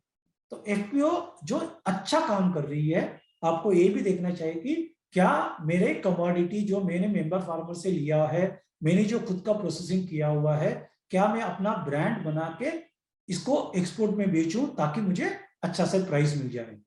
कर सकते हैं आप लोग, लेकिन उसका एक प्रोसेस होता है जिसको आपको फॉलो करना है। तो ये सारा जो है बिजनेस अपॉर्चुनिटीज एक बार हार्वेस्ट होने में आप क्या क्या कर सकते हो, ये उसके बारे में कह रहा है। ठीक है, जैसे कि आज का मास्टर क्लास है फाइनेंस के बारे में, अगला 2-3 स्लाइड में आपको फाइनेंस की बात करूंगा। जो भी चीज आप कर रहे हैं, जैसे कि इनपुट बिजनेस या आउटपुट बिजनेस, या आपको प्रोसेसिंग करना है, एक कस्टम वायरिंग सेंटर बनाना, आपको तो फाइनेंस की जरूरत है। तो आपको इंपॉर्टेंट है एक बार बिजनेस प्लान बनाने के बाद आपको क्लियरली आपको देखना चाहिए कि बस ये सारा करने के लिए मुझे कितना कैपिटल चाहिए। वो कैपिटल आपको लगेगा ठीक है मेरे पास इतनी अपनी खुद की पूंजी है, मेरे शेयर होल्डर की मनी इतनी है, लेकिन मुझे कोई भी बैंक या एनबीएफसी से एक वर्किंग कैपिटल लेना होगा ताकि मैं मेरा इनपुट की एक्टिविटी करूं, या मुझे प्रोक्योरमेंट करने के लिए थोड़ा सा 2 महीने के लिए वर्किंग कैपिटल लेना होगा, तो ये सारा मैं करूं। तो आपको अपना पूरा फिनेंस की जो रिक्वायरमेंट है अच्छी तरह से डॉक्यूमेंट करना चाहिए। फिक्स्ड कैपिटल क्योंकि ये टर्म लोन के आपको अगला 2-3 साल के लिए चाहिए, आप वो कर सकते हो। जैसे कि आपका प्रोसेसिंग के लिए आपको, क्योंकि एक बार प्रोसेसिंग करेगा तो आपको इमीडिएटली पूरा नहीं आएगा पैसा, आपको अगला 5-6 क्रॉप साइकिल में देखना होगा। तो जो भी आपने लॉन्ग टर्म लोन लिया है इसको आप कर सकते हो कि ठीक है अगर मेरे को प्रोसेसिंग यूनिट बनाना हो, मेरे को प्लांट एंड मशीनरी डालना हो, ठीक है, कोल्ड स्टोरेज करना हो, मैं एक 10 लाख का लोन ले लूंगा। एक 10 लाख लोन मैं इस तरह से मेरा मेंबर फार्मर से खरीद के मैं प्रोसेसिंग करूंगा इससे मुझे इतना प्रॉफिट आ सकता है, वो प्रॉफिट से मैं इतना बैंक का ऋण रिपे कर सकता हूँ। तो आपको उस तरह का स्ट्रक्चर अगर आप बैंक को बताएंगे, वो आपको कहेंगे कि ठीक है, मैं आपको 2 साल का या 3 साल का लोन दे सकता हूँ लॉन्ग टर्म। उसी तरह वर्किंग कैपिटल आपको 30 दिन के लिए या 60 दिन के लिए चाहिए, आप ले सकते हो, क्योंकि ये शॉर्ट टर्म होता है, आपको एक एक्टिविटी के लिए चाहिए, चाहे वो इनपुट हो या आउटपुट हो। आप उसी हिसाब से अपना वर्किंग कैपिटल, आपका जो कैश फ्लो है उसको ध्यान में रखते हुए आप बैंक से लोन ले सकते हो। ठीक है, सो यहाँ पे लिखा हुआ है fixed capital is necessary for purchase of machinery, land, building, storage करने के लिए। वर्किंग कैपिटल आपको चाहिए जो आपको इनपुट्स खरीदने के लिए, आपका पेमेंट ऑफ रेंट, सैलरी, वो सब देने के लिए वर्किंग कैपिटल के लिए आपको हर महीना लगेगा। जो शॉर्ट टर्म है आप बैंक के साथ उस तरह बात कर सकते हो। तो लॉन्ग टर्म लोन नीचे लिखा हुआ है to take care of all the future capital, जहां पे बड़े बड़े मिशनरी लेना हो, सॉर्टिंग ग्रेडिंग की काम करना हो, आपको एक्सपोर्ट सर्टिफिकेशन के लिए उनके हिसाब से आपको प्रोसेसिंग का यूनिट बनाना है, आपको पैकेजिंग अच्छा से करना है, तो ये सारा के लिए आपको लॉन्ग टर्म लेना अच्छा उचित रहेगा। ठीक है, जैसे कि हमने बताया था वर्किंग कैपिटल हर एफपीओ को लगेगा छोटा सा इसके लिए 2 महीना 3 महीने के लिए, जो आप रोटेट कर सकते हो। ठीक है, आपने अभी ले लिया, वापस रिपे कर दिया, वापस आपने यूटिलाइज किया, जैसे कि आपने खरीफ सीजन, रबी सीजन में इनपुट में, आउटपुट में वो जो लिमिट है आप उसी को काम में कर सकते हो। वो करने के लिए आपको अपना बिजनेस प्लान अच्छा होगा। आपका बैंकर या एनबीएफसी आपको यही पूछेगा, ठीक है, आप खरीफ में कितना टर्नओवर करेंगे, कितना मेंबर के साथ जुड़ जाएंगे, रबी में कितना टर्नओवर करेंगे, कितने जुड़ेंगे, आप लोगों का कितना टर्नओवर होगा, उसके माध्यम से देख के गया 3-4 साल का ये देख के वो आपको एक वर्किंग कैपिटल देंगे। तो उसके लिए जैसे कि मैंने बताया था, बिजनेस प्लान और रिकॉर्ड रखना बहुत ही इंपॉर्टेंट है, राइट। आगे अगर हम बढ़ेंगे तो एफपीओ को क्यों चाहिए, जैसे कि बनाया था कि उनको रॉ मटेरियल के लिए चाहिए, प्रोसेसिंग के लिए चाहिए, और उनका डे टू डे एडमिनिस्ट्रेशन के लिए चाहिए। क्योंकि अगर एफपीओ है, आपका काम करेंगे तो भी आपका महीने का खर्चा तो है, स्टाफ को सैलरी देना है, इलेक्ट्रिसिटी पे करना है, रेंट पे करना है, सारा लाइसेंस है उसका रिन्यूअल करने के लिए आपको फीस पे करना है, ट्रांसपोर्ट का आपका खर्चा आ जाएगा। तो इस तरह का जो आपका सारा जो खर्चा है वो भी है। जैसे कि मैंने बताया था, एफपीओ अगर आज 300-500 मेंबर से काम करते हो, आगे जाके आपको 1000 करना है, तो आपको आगे जाके अपने नए मेंबर फार्मर को भी जोड़ना है, तो उनके लिए आपको ट्रेनिंग करना होगा। आपके जो बोर्ड ऑफ डायरेक्टर्स है वो कभी कभी बोर्ड ऑफ डायरेक्टर छोड़ देंगे, नए बोर्ड ऑफ डायरेक्टर आएंगे, तो उनके लिए भी आपको थोड़ा बहुत ट्रेनिंग देगा। तो इस तरह सब ट्रेनिंग करने के लिए आपको थोड़ा खर्चा भी लगेगा। तो ये भी सारा चीज आपको अपना बिजनेस प्लान में डालना चाहिए, क्योंकि उसके लिए भी आपको फंड की जरूरत होगी। तो ये सारा चीज जो है ये वही कह रहा है कि एफपीओ को क्यों फंड चाहिए और किस किस एक्टिविटी के लिए चाहिए। ठीक है, तो अभी हमने बात किया है कि एफपीओ को लोन तो जरूरी है, वो लोन कितना लेना है उसके लिए आपको अपना बिजनेस प्लान तो बनाना जरूरी है। बिजनेस प्लान बनाने के समय आपको ये भी ध्यान में रखना चाहिए कि बस मैं 1 साल 2 साल 3 साल इस कैसा मैं इसको ग्रेजुअली आगे लेके जाऊं और किस तरह मेंबर फार्मर से जुड़ूं, ये सारा करने के लिए मुझे क्या क्या चाहिए, और ये सारा मेरा बिजनेस ऑपरेशंस करने के लिए मेरा क्या क्या एक्सपेंसेस हो जाता है, मेरा हर महीना कितना खर्चा है, ये सारा आपने कर लिया है। अभी ये सारा जो डाटा है अगर आप बैंक को लेके जाएंगे, बैंक किस तरह प्रोसेस करेगा और बैंक रिस्क कैसा देखेगा, अभी उसके बारे में हम बात करेंगे अगला 5-7 मिनट के लिए। यहाँ पे देंगे एक एफपीओ अगर लोन लेना चाहता है, बहुत ही इंपॉर्टेंट है, हम लेफ्ट से आएंगे, हम हमारा सोशल कैपिटल और ट्रेड कैपिटल को अच्छी तरह से रखना है। ये क्या कहता है कि हम कितने मेंबर फार्मर के साथ जुड़े हैं, कितने विलेजेस में काम कर रहे हैं, हर मेंबर फार्मर के साथ हम कितना टर्नओवर किए हैं। बहुत सारे एफपीओस में आप लोगों को जानते हैं कि आप 800 से 900 मेंबर्स है, लेकिन खाली 200 या 300 मेंबर आप लोगों के साथ जुड़े हुए हैं ट्रांजैक्शन के माध्यम से। क्या हम और भी मेंबर फार्मर को आगे लेके आ सकते हैं क्या? ये जो है इंपॉर्टेंट इंफॉर्मेशन है जो आप अपने साथ रख सकते हो, जो आप बैंकर को दे सकते हो। उसके बाद क्रेडिटर और डेटर्स एजिंग क्या हो जाता है, जितना आप इनपुट खरीदते हो उनको आपको पेमेंट करना है, उसी तरह जिनको आपने अपना हार्वेस्ट बेचा हो, चाहे वो ट्रेडर हो, एग्रीगेटर हो, बायर हो, बड़े प्रोसेसर हो, उनसे आपको पैसा आना है। हर बैंकर यही देखेगा कि क्या आपका लेन देन व्यवहार जो है, चाहे वो डेटर से हो, इनपुट सप्लायर से हो, या और कोई वेंडर से हो जहां पे आपको पेमेंट करते हो, उसी तरह जहां जहां पे आपने बेचा है आपको पैसा आना है। ये सारा आपको टाइम फ्रेम आ रहा है क्या? अगर लगता है कि आपने किसी के साथ दे दिया, आपको 120 दिन हो गया, 4 महीना हो गया, वो वाला पैसा आया नहीं, तो आप उसके ऊपर क्या एक्शन लेते हो? क्या आप लीगल करोगे? वो किस तरह से आपका पैसा फंसा हुआ है? ये सारा चीज अगर आप पहले से अच्छी तरह से डॉक्यूमेंट करके एक बैंकर को दिखा देगा तो उनको भी वो जानकारी आ जाएगी। ठीक है। एग्जिस्टिंग बोरो, अगर आपने और किधर से लोन लिया हो वो भी आपने अच्छी तरह से बताया है तो वो दे सकते हो। जीएसटी रिटर्न आपने फाइल किया हुआ है, हर एक बैंकर या एनबीएफसी क्रेडिट का यही देखेगा कि ये सारा चीज इंपॉर्टेंट है, आपको देना है। अगर आपने जीएसटी का रिटर्न फाइल किया है उसमें से सारा डिटेल्स आ जाएगा। परचेस और सेल्स डाटा बहुत ही इंपॉर्टेंट है, क्योंकि आपका जो ऑडिटेड फिनेंशियल्स है आपने मार्च में खत्म किया है, लेकिन आज आप सितंबर में हो, तो हम क्या कर सकते हैं, कोई कोई एफपीओ के पास ऑडिटेड फिनेंशियल 21 का भी नहीं होगा, तो आप क्या कर सकते हो, आपका जो पूरा मंथ ऑन मंथ का जो डाटा है, आपने कितना परचेज किया, उसी तरह आपने कितना सेल्स किया, कहने का मतलब है इनपुट में आपने क्या क्या किया, आउटपुट में आपने क्या क्या किया। अगर इस तरह का अगर आप डाटा देते हो तो एक एनबीएफसी और बैंक जो भी आदमी है उनको क्लियरली समझेगा कि ठीक है, एफपीओ का मार्च 2020 तक ऑडिटेड फाइनेंशियल्स में ये टर्नओवर है, उसके बाद इन्होंने इस तरह का डाटा किया हुआ है, इसका मेरे को प्रोविजनल डिटेल्स एफपीओ ने दिया हुआ है। तो ये इंफॉर्मेशन आपको रेडी रखना है, हर बैंक में आपको ये पूछा जाएगा।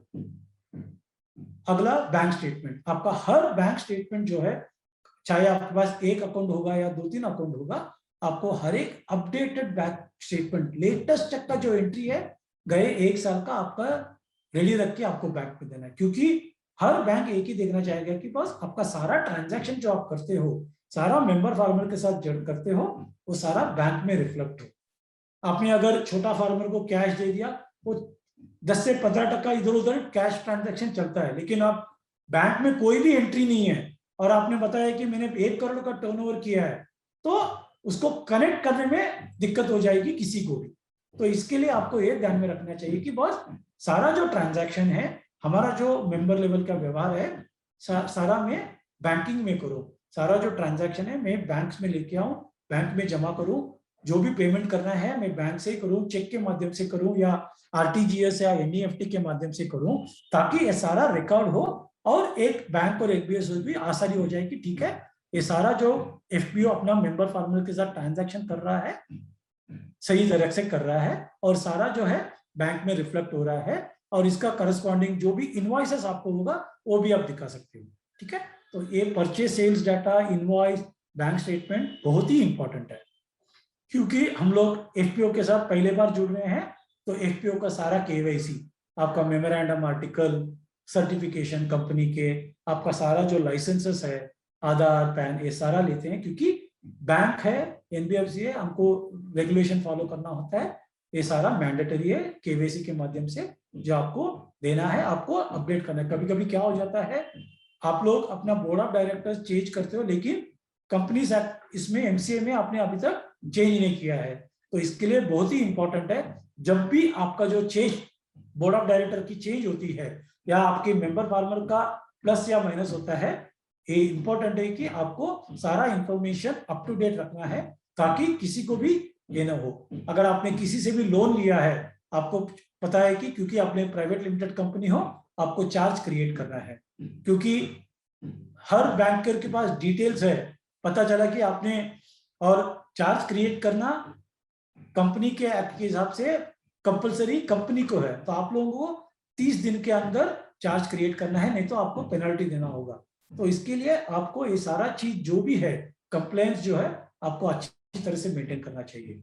फाइनली जो राइट में टॉप में लिखा हुआ है, आप अपना ऑडिटेड बैलेंस शीट हमेशा रेडी रखना, उसके सारे जो डॉक्यूमेंट्स है, उसके जो हर ब्रेकअप है, अगर आप बोलेंगे कि आपका टर्नओवर 1 करोड़ है, लेकिन वो 1 करोड़ का अगर आपका ब्रेकअप आपके पास होगा, आसानी होगा कि किसी के साथ आप बात करने के लिए, तो बैंकर यही पूछेगा कि ये 1 करोड़ में आपने इनपुट में कितना किया है, आपने आउटपुट में कितना किया है। अगर इनपुट में कितना किया है, इनपुट का ब्रेकअप क्या है, सीड में कितना किया है, फर्टिलाइजर में कितना किया है।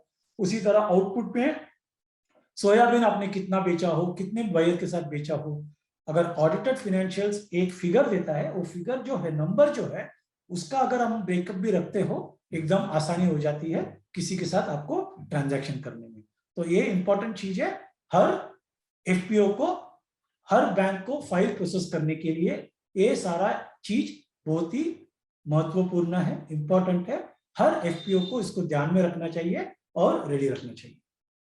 अगर आगे बढ़े तो अगर मैं अभी क्रेडिट के माध्यम, एक बैंकर के माध्यम से देखता हूं, तो हम क्या देखते हैं, एक एनबीएफसी, पहला हम एफपीओ का बिजनेस को देखते हैं कि अब बिजनेस कहाँ करते हैं, क्या क्या किया है, राइट। इनपुट में कितना है, आउटपुट में कितना है, उनके मेंबरशिप बेस कितना है, कौन से क्रॉप में करते हैं, कितना विलेज में कवर करते हैं, क्या इनका पूरा ट्रांजैक्शंस बैंकिंग में अच्छा से होता है क्या, राइट। ये सारा चीज फर्स्ट हम बिजनेस को अंडरस्टैंड करते हैं। उसके बाद आपका सारा जो बैलेंस शीट है उसको पूरा, जैसे कि मैंने बताया था, वो पूरा ले लेते हैं, जिससे हमको पता चलता है कि आपका टर्नओवर कितना है, आपका फंड्स कितना है, आपने कहीं से लोन लिया है क्या। ये सारा चीज एक बैंकर को, एक एनबीएफसी को, मैनेजर को क्लियरली समझ में आ जाता है और उसको आसानी हो जाती है कि वो कितना आपको लोन दे सकता है, राइट। जैसे कि मैंने बताया था, हम बैंकिंग कंडक्ट देते हैं कि सारा ट्रांजैक्शन आप अपने बैंक के थ्रू रूट करते हो, बहुत ही इंपॉर्टेंट है। उसी तरह ये सारा चीज करने में हमको एक लिमिट देने में आसान हो जाती है। अगर आप एफपीओ आके बैंक को बोलेंगे कि मुझे 50 लाख चाहिए, तो शायद वो 50 लाख आपको दे भी पाएगा, लेकिन सारा जो ऊपर के 3 जो पॉइंट है सारा रेडी है। कभी कभी आप वो बराबर नहीं है तो आप 50 नहीं हो सकते, आपको 10 या 15 लाख ही मिल सकता है, क्योंकि हमारा जो डाटा हमने दिया हुआ है उससे उसको उतना ही विजिबिलिटी है, ठीक है ना। तो असेसमेंट ऑफ लिमिट एक मैनेजर के पास रहता है, जो आपका पूरा रिकॉर्ड देखता है, आपका परफॉर्मेंस देखता है। स्टार्टिंग में जब मैंने बताया था, आपका जो मैनेजमेंट है, आपका मार्केटिंग जो है, आपका मेंबर का आउटरीच कितना है, क्या क्या वैल्यू एडिशन करते हो, ये सारा मद्देनजर रखते हुए है आपको एक लोन देने की, लिमिट देने की क्षमता रखते हैं कोई भी बैंक, राइट। आप अंडर राइटिंग द बायर, आप कौन से इंस्टीट्यूशन के साथ जुड़े हो वो भी देखते हैं। अगर आप बोलेंगे नहीं मैं छोटा सा ट्रेडर के साथ ही व्यवहार करता हूँ, कल को ट्रेडर के साथ और आपका अगर लेन देन में कोई दिक्कत हो गई और आपका पेमेंट नहीं आया और फंस गया, तो वो भी थोड़ा दिक्कत है। तो हम ये भी देखते हैं कि आप अच्छे ट्रेडर के साथ जुड़े हैं, जहां से आप जब भी उनको माल बेचते हो आपको पेमेंट आ जाता है। अगर गया 3-4 क्रॉप साइकिल का आप उनका इनवॉइस और उनका पेमेंट दिखा देंगे, वो आसानी हो जाएगी, राइट। हर बैंक एफपीओ आपके पास, बैंक एनबीएफसी आपके पास विजिट करेगा, that is called unit visit, जहां पे हम खुद आके देखेंगे कि ठीक है, आपके साथ वार्तालाप करेंगे, आपके बोर्ड ऑफ डायरेक्टर के साथ बात करेंगे, आपके मेंबर फार्म के साथ जाके बात करेंगे, ये सारा चीज करेंगे, जिससे हमको पूरा डाटा आने के बाद एक रिस्क एनालिसिस करने के लिए आसानी हो जाती है। क्योंकि अभी कोविड का चल रहा है, लास्ट 1.5 साल से हम कोविड में फंसे हैं। एक आज की तारीख में एक बैंकर आके ये भी पूछेगा आपको कोविड में आपका कैसा इम्पैक्ट रहा है, तो आप बोल सकते हैं कि ठीक है मेरा इम्पैक्ट, मेरा, क्योंकि अगर 20 में आपने अच्छा टर्नओवर किया, 20-21 में अगर आपका टर्नओवर थोड़ा 30% से कम हो गया, आप बोल सकते हो कि क्योंकि कोविड से मेरा इस तरह का इम्पैक्ट आया हुआ है, उसका आपके पास इंफॉर्मेशन भी रेडी रहेगा, ठीक है ना। तो वो हिसाब से ये सारा चीज आपको देखना है, ठीक है। अगर आगे बढ़ते हैं तो ये चीज फाइनेंस में हम लोग एक ही देखते हैं कि बैंक यही देखेगा एफपीओ के साथ टर्नओवर कितना किया है, आपने प्रॉफिट कितना बनाया हुआ है, ठीक है, और आपने लोन लिया है तो उसका इंटरेस्ट कैसा सर्व कर रहे हो। अगर आप बायर और सेलर आपका जो भी रहेगा उनके साथ आपका लेन देन कैसा है, आपको आप अपना डेटर्स को सारा जब आप इनपुट खरीदते हो वो आपको 15 दिन का क्रेडिट पीरियड देगा, लेकिन उसके बाद आपने अपना पेमेंट कर दिया तो आपने बराबर किया है। उसी तरह आपने जब माल बेचा आपको बराबर आपका क्रेडिटर से पैसा आ गया, ये सारा चीज हम एनालाइज करते हैं। और राइट हैंड साइड में देखेंगे तो हर एफपीओ का हम सिबिल करते हैं, क्योंकि बैंक है, हमको मैंडेटरी सिबिल चेक करना होता है, जो क्रेडिट ब्यूरो चेक, जहां पे हम पूरा हमको रिकॉर्ड आ जाता है कि बस आपने लोन लिया है तो लोन का रिपेमेंट आपने कैसा किया है, ये सारा चीज हमको सिबिल में आ जाता है। जैसे कि हमने बताया था एमसीए साइट में जाके हमको पता चल जाता है कि क्योंकि आपने चार्ज क्रिएट किया होगा, हम वहां से भी डिटेल निकालते हैं, वहीं से भी हमको पता चल जाएगा कि बस आपने और कहीं से लोन लिया नहीं है, हमको ये भी बाकी इंफॉर्मेशन पता चल जाएगा आपके मेंबर फार्मर्स कितने हैं, बोर्ड ऑफ डायरेक्टर्स कितने हैं, और सारा आपने अपडेट किया है। तो ये सारा जो चीज है। और फाइनली एक रेफ चेक करते हैं। रेफ चेक यानी क्या है? जस्ट आप अपना बायर के साथ काम करते हो, आपने बायर को फोन कर लिया, आपने अपने सप्लायर के साथ बहुत सारा चीज बात करते हो, उनके साथ हमने एक सप्लायर से ऐसी बात की कि बस आप कैसा कर रहे हो। उसी तरह हम आप लोग से अच्छा से बात करते हैं, आप लोगों को और क्या क्या चाहिए। फिर हम आपके मेंबर से भी जाके मिल जाते हैं, सही कि आपको एफपीओ के साथ किस तरह का काम है, आपको और क्या क्या चाहिए। ये सारा चीज एक चेक करने के बाद एक बैंकर को कंफर्ट मिल जाता है कि ठीक है, हम ए एफपीओ के साथ काम कर सकते हैं। तो यही ये वाला सेल कहता है। बस इतना ही है। तो अभी मैं थोड़ा स्टॉप शेयर करूंगा।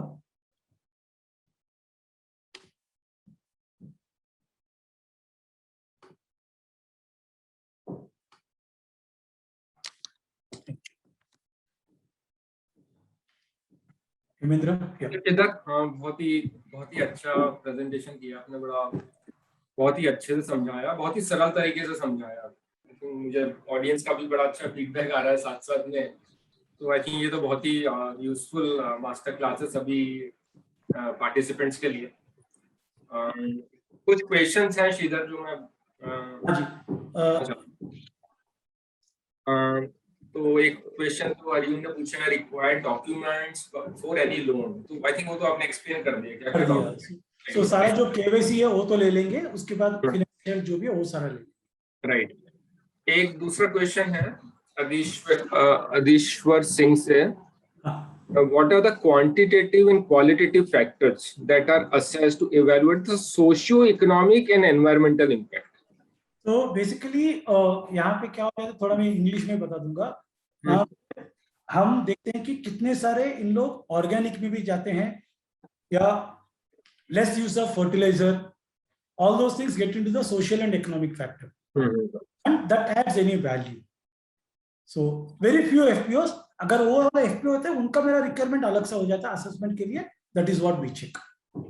ओके। जैसे कि आपने भी बताया था स्टार्टिंग में हेमेंद्र जी, बहुत सारी टेक्नोलॉजी है, अगर वो टेक्नोलॉजी से अगर आपका फायदा होता है, अगर आपने अडॉप्ट किया है, तो वो हिसाब से हमारा ग्रेडिंग में काम असेसमेंट। बिल्कुल नहीं, मैं तो जितने भी एफपीओज हैं उनसे मेरी यही रिक्वेस्ट है इस माध्यम से कि जो भी आपकी प्रॉब्लम्स हैं, जैसे मार्केट एक्सेस की हो गई, इनपुट एक्सेस की हो गई, क्रेडिट के बारे में तो बता ही दिया श्रीधर जी ने, इंश्योरेंस की हो गई, डेटा की हो गई, एडवाइजरी की हो गई, तो हमारे पास हमारे देश में 1000 से ऊपर एक एग्रीटेक स्टार्टअप हो गए हैं, जो कि एक बहुत अच्छी संख्या है। और काफी यंग हैं बच्चे, 30 से 40 साल की उम्र के हैं अधिकतर, काफी टेक्नोलॉजी बैकग्राउंड से आते हैं, और उनका भी एक उद्देश्य है कि किसी तरह एफपीओ के साथ काम किया जाए। तो हम भी चाहते हैं कि जो नई अनुसंधान हो रहा है पूरी कृषि क्षेत्र में, काफी कुछ डिजिटल नेचर का है बट वो भी काफी यूजफुल है। उससे मेरे ख्याल से आपके कृषि में भी सहायता मिलेगी, आपको अपना प्रोड्यूस बेचने में सहायता मिलेगी, खरीदने में सहायता मिलेगी, और काफी कुछ बायोटेक में भी आ रहे हैं नए स्टार्टअप, तो वो भी एक बड़े इंटरेस्टिंग प्रोडक्ट रेंज है जो कि किसानों को फायदा कर सकती है।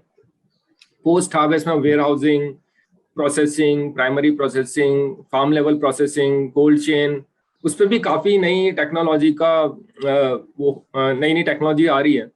तो मेरा सभी एफपीओ से रिक्वेस्ट है कि आपको जब भी मौका मिले स्टार्टअप का थोड़ा कार्य देखें कि कैसा कर रहे हैं, उन्हें एक मौका दीजिए। उनको भी आपकी जरूरत है और आपको उनकी जरूरत है, तो मेरे ख्याल से बहुत ही अच्छी रिलेशनशिप बनाई जा सकती है स्टार्टअप और एफपीओ के बीच में। तो एक वो हम बिल्कुल चाहेंगे कि जो हमारा एफपीओ का जो एक नया फोकस हमने थिंकटैग में लाए हैं तो वो कंटिन्यू रखें। ये आज पहली शुरुआत है, तो ये बहुत ही अच्छी शुरुआत है, मैं कहना चाहूँगा। बड़ा अच्छा प्रेजेंटेशन किया है श्रीधर ने। श्रीधर, कुछ और भी क्वेश्चंस हैं, उसको भी आपने कुछ हद तक आंसर कर दिया है। एक तो है कि please share how Samunnati can help FPOs, एक तो ये है। दूसरा है what kind of challenges Samunnati is facing, what kind of new opportunity you can suggest for a new startup. तो समुन्नति के बारे में क्वेश्चंस हैं, आप कुछ बताना चाहेंगे? एक तो पहला क्वेश्चन जवाब, समुन्नति एफपीओ के साथ किस तरह कि जैसे कि मैंने बताया था, हम 700 से अधिक एफपीओ के साथ काम करते हैं। जैसे कि हमने एफपीओ खाली लोन के माध्यम से नहीं काम करते, हम एडवाइजरी भी करते हैं एफपीओ के साथ। अगर एफपीओ को दिक्कत आती है मार्केट कनेक्ट के लिए, हम मार्केट लिंकेज करा के देते हैं। और एडवाइजरी जो है, एफपीओ को कैपेसिटी बिल्डिंग करने में हम मदद करते हैं। बहुत सारे ट्रेनिंग्स हम एफपीओ को उपलब्ध करते हैं। जैसे कि हेमेंद्र जी ने बताया था कि बहुत सारे टेक्नोलॉजी कंपनी है जो एग्रीकल्चर क्षेत्र में काम आई है, लेकिन उनको अगर लेके जाना है अपना सॉल्यूशन में, समुन्नति उसको लेके जाता है। हम उनके साथ कोलैबोरेट करते हैं, उनके साथ जुड़ जाते हैं, ताकि अच्छा खासा जो सॉल्यूशन है हम एफपीओ के माध्यम से छोटे किसानों के साथ किस तरह लेके जाएं, ये भी समुन्नति बार बार करता है। तो हमारे पास भी एक स्टार्टअप प्लेटफॉर्म है जिनसे हम बहुत सारे स्टार्टअप के साथ जुड़े हैं, और अच्छे जो सॉल्यूशंस है, चाहे सॉइल टेस्टिंग में हो या वेदर के रिस्क रिलेटेड हो, हम वो एफपीओ के पास लेके चलते हैं। और जो हम देते हैं उनका आउटपुट बिजनेस के लिए, इनपुट बिजनेस के लिए करना है, तो वो सारा जो लोन है हम एफपीओ को उपलब्ध करते हैं। ठीक है जी, राइट। और भी क्वेश्चन आ रहे हैं, तो मैं अभी समय है तो हम ले लेते हैं उन्हें। एक ने तो पूछा, have you funded a loss making FPO? एक तो ये क्वेश्चन है, और उसका एक रिलेटेड क्वेश्चन भी है, at what stage of FPO do you fund? हाँ, मैं दोनों ये करूंगा कि देखिए, अगर हम आम तौर पे और कोई एक बड़ी कंपनी और एफपीओ को भी एक प्राइवेट लिमिटेड कंपनी को अगर हम कंपैरिजन करेंगे, बिजनेस नहीं कर पाएंगे। अगर हम एफपीओ को देखें कि एफपीओ अगर खाली 3 साल से नया खुला हुआ है, ठीक है, और एफपीओ को अपनी खुद की चैलेंजेस है, क्योंकि उनको मेंबर के साथ जोड़ना है, राइट, उनको थोड़ा बहुत कैपेसिटी बिल्डिंग का खर्चा सब होने के बाद उनको एक वर्किंग कैपिटल कम हो जाता है। तो समुन्नति का प्रोसेस यही होगा कि हम पहला उनके साथ जुड़ जाते हैं, पहला उनको एक असेसमेंट करते हैं। जैसे कि हेमेंद्र जी ने बताया था कि एक क्वेश्चन था कि हम लॉस मेकिंग एफपीओ को फंड करते हैं क्या? ठीक है, करेंगे, लेकिन कैसा करेंगे मैं बताता हूँ। गया साल आप लोग ने 2 क्रॉप साइकिल अच्छा से काम किया हो, और एक वाला क्रॉप साइकिल में जेन्युइन में या तो आपका कोविड का इम्पैक्ट आया होगा, या आपका क्रॉप लॉस या वेदर के रिलेटेड आपका लॉस होया होगा। तो लेकिन हम आगे का जो आपका काम है उसको मद्देनजर रखते हुए आपके साथ एंगेज करेंगे। तो अगर लॉस मेकिंग एफपीओ है, हम उनके साथ भी जुड़ जाएंगे, उनका पैरामीटर अलग करके उनके साथ काम करेंगे। ये है। राइट। एक क्वेश्चन ये आया कि समुन्नति क्या फार्मर को भी लोन देती है?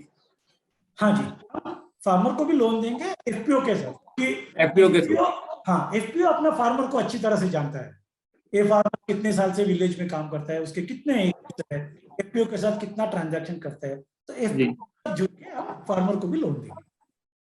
तो एफपीओ के साथ अगर फार्मर जुड़ा हुआ है तो उसे लोन मिल जाएगा? मिल जाएगा।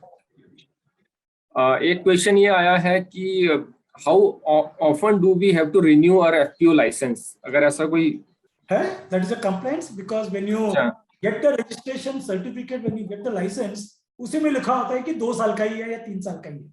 अच्छा, रिकॉर्ड करके, और आपका या तो आप अपना चार्टर्ड अकाउंटेंट या कोई, लेकिन आपको अपने आप 3 साल के बाद या 4 साल के बाद रिन्यू करना है। उसके लिए हेमेंद्र जी ने जो बताया था ना, आपको डिजिटाइजेशन करना है, उसमें ये भी चीज आ जाता है कि आपको अपने आप अलर्ट आ जाएगी कि आपका लाइसेंस एक्सपायर हो गया, इसको रिन्यू करना है। तो अगर आप दिसंबर 31 को एक्सपायर हो रहा है, आपको अक्टूबर में ही एक अलर्ट आ जाएगा, आप क्योंकि आपने सिस्टम में डाला। तो डिजिटाइजेशन करना इंपॉर्टेंट है। ठीक है, नहीं बिल्कुल, आई थिंक वहां पर मुझे भी लगता है कि काफी कमियां हैं।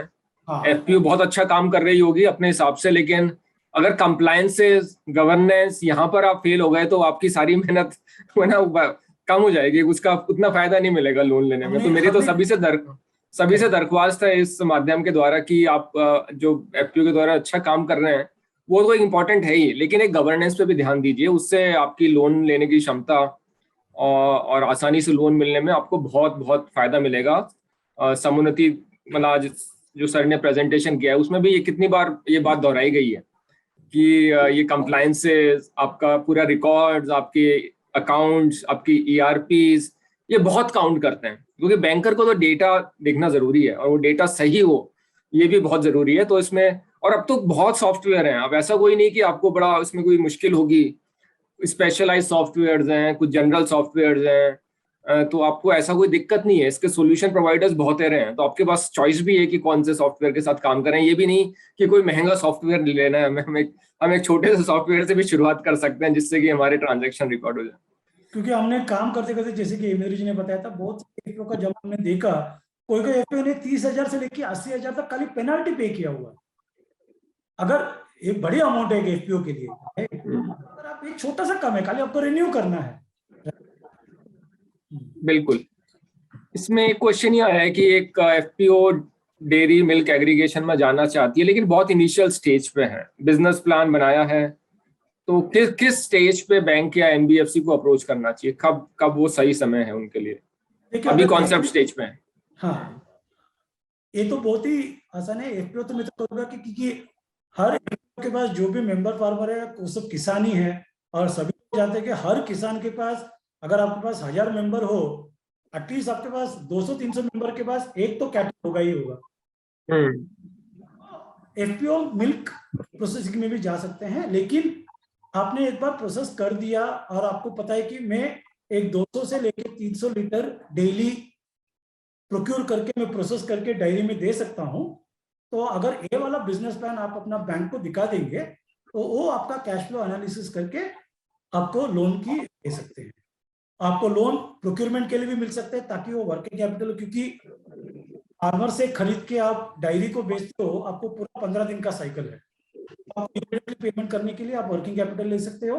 अगर आपको 500 लीटर का एक बल्क मिल्क कूलर आपने बनाया, अभी मेंबर बढ़ गए और आपको और एक बल्क मिल्क कूलर करना हो, उसके लिए भी आप कर सकते हो। आपका बिजनेस प्लान अच्छी तरह से होना चाहिए, और आपका डायरी इंपॉर्टेंट है। आपने अगर डायरी को कर लिया, उनके साथ एमओयू कर लिया, तो आपको आसानी हो जाएगी लोन देने में। बिल्कुल सही। और डेयरी में मुझे एक ये भी फायदा लगता है कि आपका दूध तो रोज बिकना ही है, और आपको पेमेंट एक सप्ताह 2 सप्ताह में आ जाएगा। आपका कैश फ्लो बड़े अच्छे से विजिबल हो जाते हैं डेयरी के क्षेत्र में, जबकि क्रॉप में कई बार 3-4 महीने लग जाते हैं, हार्वेस्ट का वेट करना पड़ता है। लेकिन डेयरी में लिक्विडिटी बहुत ज्यादा है। अगर वो जैसे सर बोल रहे हैं कि आप किसी डेयरी को बेच रहे हैं दूध इकट्ठा करके, तो वो तो सारे ट्रांजेक्शन आपके रिकॉर्ड में रहेंगे और बैंकर को बड़ी आसानी हो जाएगी। इनफैक्ट कल हमने एक वो किया था एग्री फिनटेक पे, एक हमने वर्कशॉप किया था, उसमें हमारा ये डेयरी पे फोकस था। तो उसमें बड़ा अच्छा ये आया कि भाई अगर आपका डेयरी एक ऐसा सेक्टर है जहां पर बैंक कैश फ्लो के अगेंस्ट लोन दे सकता है, as long as those cash flows are proper. तो क्योंकि डेयरी कंपनी तो रोज दूध इकट्ठा कर रही है और आपको पेमेंट दे रही है, तो वो अगर आपने कैटल लोन, जैसे कई फार्मर का उनका क्वेश्चन था कल कि कैटल लोन कैसे बढ़ाया जाए, तो उसका यही था कि भाई आप 80,000 की एक गाय खरीदते हैं, उसमें बैंक आपको जैसे 60,000 का लोन दे देता है। अब वो वापस कैसे रिकवर होगा? तो अगर आपका एक डेयरी से अच्छा संबंध है, आप कलेक्शन सेंटर पे आके दूध डाल रहे हैं और आप उनको पेमेंट टाइम पे मिल रहा है, तो जैसे जैसे आपको पेमेंट मिलता रहेगा, आप कैटल लोन रीपे कर सकते हैं। तो 6 महीने से 1 साल से 18 महीने ऐसा आया था कि उसमें आपका कैटल लोन भी रीपे हो जाता है। तो ये सब अब मॉडल्स आ रहे हैं, इनफैक्ट बैंक्स भी देख रहे हैं, क्योंकि कैटल लोन इतनी बड़ी अपॉर्चुनिटी है और कैश फ्लो बेस्ड लैंडिंग बहुत बड़ा रोल प्ले कर सकती है कैटल लोन को आगे बढ़ाने में। और एफपीओ को तो मैं तो कहता हूँ कि एफपीओ को मिल्क एप्लीकेशन में जाना चाहिए, मिल्क प्रोसेसिंग, क्योंकि उनके मेंबर फार्मर उन्हीं के पास है।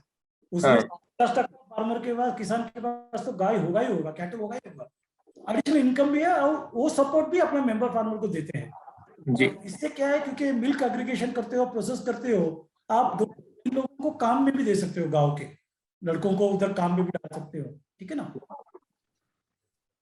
एक क्वेश्चन इंटरेस्ट रेट पे है श्रीधर की, क्या इंटरेस्ट रेट रहता है, बैंक से ज्यादा होता है, कम होता है? इस पे भी एक क्वेश्चन है, अगर उस पर कुछ बोलना चाहें। हाँ, देखिए इंटरेस्ट रेट का हर बैंक की जो होती है, उनका बोरोइंग कैसा होता है, उनका कॉस्ट कैसा होता है, उसके हिसाब से।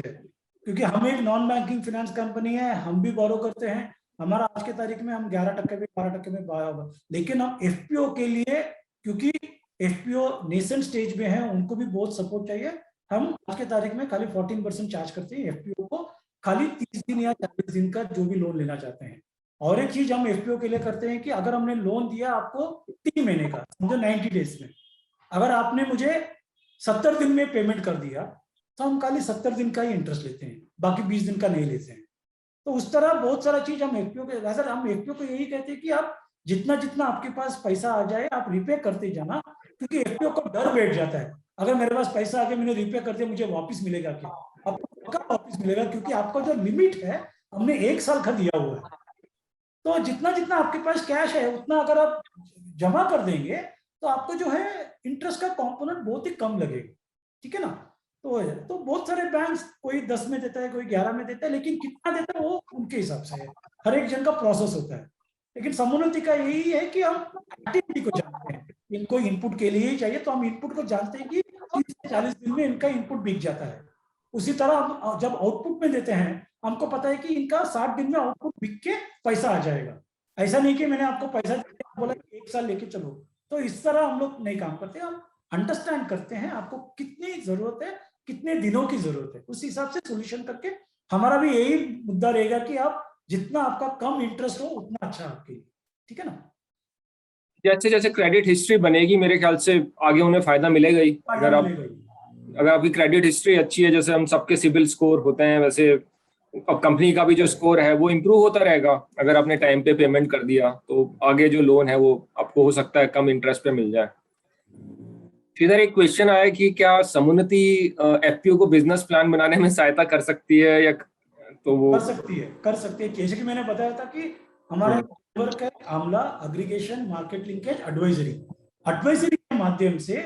जैसे कि हमने बताया कि जब हम लोन देना चालू किया, हमने देखा कि उनके पास बिजनेस प्लान ही नहीं है, या बिजनेस प्लान है वो बहुत पुराना है। तभी हमने सोचा कि नहीं, हम एफपीओ के साथ बिजनेस प्लान करने के लिए भी उनको मदद करना चाहिए। तो हम करते हैं, बिजनेस प्लान में करते हैं, बोर्ड ऑफ डायरेक्टर्स की रोल्स एंड रिस्पॉन्सिबिलिटी ट्रेनिंग कराते हैं, सीईओ क्या चाहिए उसके लिए करते हैं, एडवाइजरी के माध्यम से कैपेसिटी बिल्डिंग हम करते हैं। श्योर। बोर्ड ऑफ डायरेक्टर में भी एक क्वेश्चन है कि कई बार बोर्ड ऑफ डायरेक्टर इतने मतलब उनका लिटरेसी लेवल नहीं होता, तो वो जो सीईओ है या मैनेजमेंट को गाइड नहीं कर पाते। तो ये भी आई थिंक बहुत इंपॉर्टेंट पॉइंट है, आपने बताया कि कैपेसिटी बिल्डिंग के द्वारा हम बहुत ही इंपॉर्टेंट है, हम इसको सॉल्व कर सकते हैं किसी तरह। कर सकते हैं हम। इसके ऊपर एक ट्रेनिंग प्रोग्राम भी बनाया हुआ है जो वेरी इंटरेक्टिव हो। हम ये भी चाहते हैं कि बोर्ड ऑफ डायरेक्टर्स को एक एक्सपोजर विजिट में भी लेके जाना चाहिए, ताकि उनको पता चले कि कमोडिटी प्रोक्योर करने के बाद इसका आगे क्या होता है। तो वो हिसाब से सो खाली एक बोर्ड ऑफ डायरेक्टर की रोल उतना नहीं समझने के, हम उसको एक्सपोजर विजिट इस तरह हिसाब से अच्छा से इंटरेक्टिव सेशन करते हैं। राइट। एक लास्ट क्वेश्चन और ले लेते हैं, क्वेश्चन तो आए जा रहे हैं लेकिन एक लास्ट और ले लेते हैं। उसमें ये आया है कि अगर हमें एफपीओ है मिनी ग्रेडिंग लाइन हम लगाना चाहते हैं तो किस तरह का हमें सपोर्ट मिल सकता है। आई थिंक ये बहुत अच्छा आइडिया है ग्रेडिंग लाइन का। मैं तो हमेशा बोलता हूँ एफपीओ को कमोडिटी नहीं बेचना चाहिए, कुछ प्रोसेस करके बेचेंगे तो उनकी फाइनेंशियल इंप्रूव होगी और उनको मार्जिन ज्यादा मिलेगा। क्योंकि आप किसी और को मार्जिन लेने की वो दे रहे हैं, आप क्यों खुद ही क्यों नहीं करते। आप प्रोडक्ट्स बनाइए, ब्रांड्स बनाइए अपने। अब तो बहुत कृषि में इतना आ रहा है, अगर फार्मर प्रोसेसिंग कर पाता है अपने फार्म पे, सॉर्टिंग पैकिंग ग्रेडिंग यहाँ से शुरुआत करिए तो बहुत, और काफी इक्विपमेंट सब मिलने लगे हैं इसके, ऐसी बात नहीं है। तो आई एम श्योर इसके लिए भी एक लोन दिया जाता है ना। कैटालिटिक इंफ्रास्ट्रक्चर जो हम देते हैं ना, कोल्ड स्टोरेज, गोडाउन, हाउस, समुन्नति तो टर्म लोन देता ही है। तो हम क्या करते हैं, वो बिजनेस प्लान को अंडरस्टैंड करके हम आपके हिसाब से आपको स्ट्रक्चर करके लोन देंगे। और हम ये भी देखेंगे कि अगर आपको उसके लिए गवर्नमेंट की सब्सिडी है क्या जी, पूरा एनालिसिस करके आपके साथ जुड़ जाएंगे।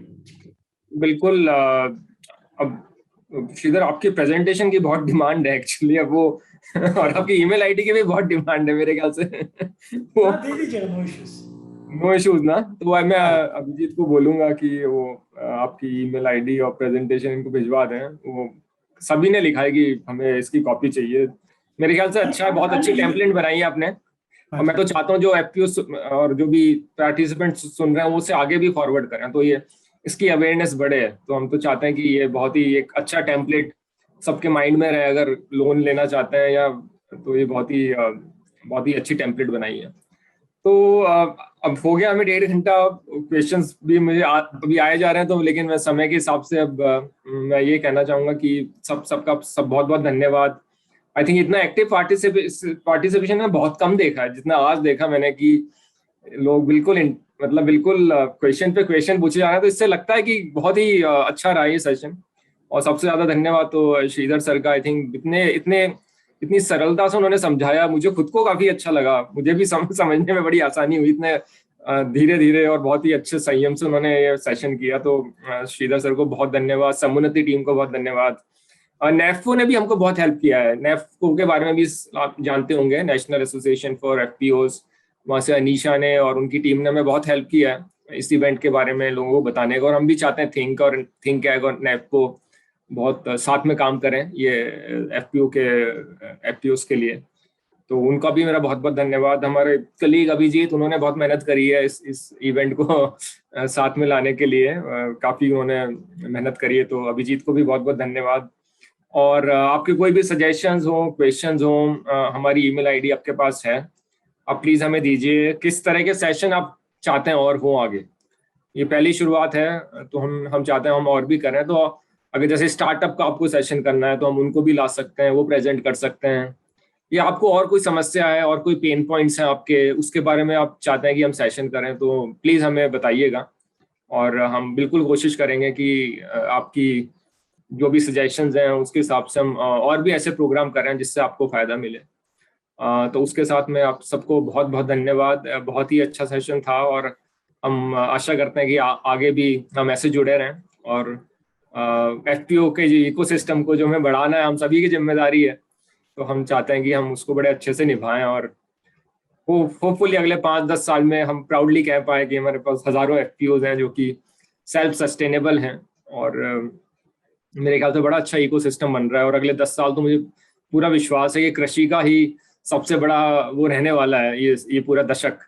सरकार की तरफ से, स्टार्टअप की तरफ से, इंडस्ट्री की तरफ से, इन्वेस्टर की तरफ से, आई थिंक सभी लोग कृषि को एक अलग नजरिए से देख रहे हैं, तो ये हमारे लिए बहुत अच्छी बात है। और मैं सभी एफपीओस का, जो भी किसान भाई जिन्होंने ज्वाइन किया इस सेशन को, उन सबका बहुत बहुत धन्यवाद। बाकी कई लोगों ने भी ज्वाइन किया है एफपीओस के अलावा, उनका भी बहुत बहुत धन्यवाद। हमारा उनसे ये रिक्वेस्ट है कि इस सेशन के बारे में लोगों को बताएं। हम रिकॉर्डिंग भी भेजेंगे, अगर आप चाहते हैं तो ये रिकॉर्डिंग भी आगे फॉरवर्ड कर सकते हैं, जिससे कि और लोगों को भी इससे फायदा हो।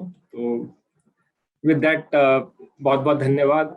Thank you Hemendra ji for this opportunity, and thanks to all the सारे FPO and others. Thanks a lot. Thanks.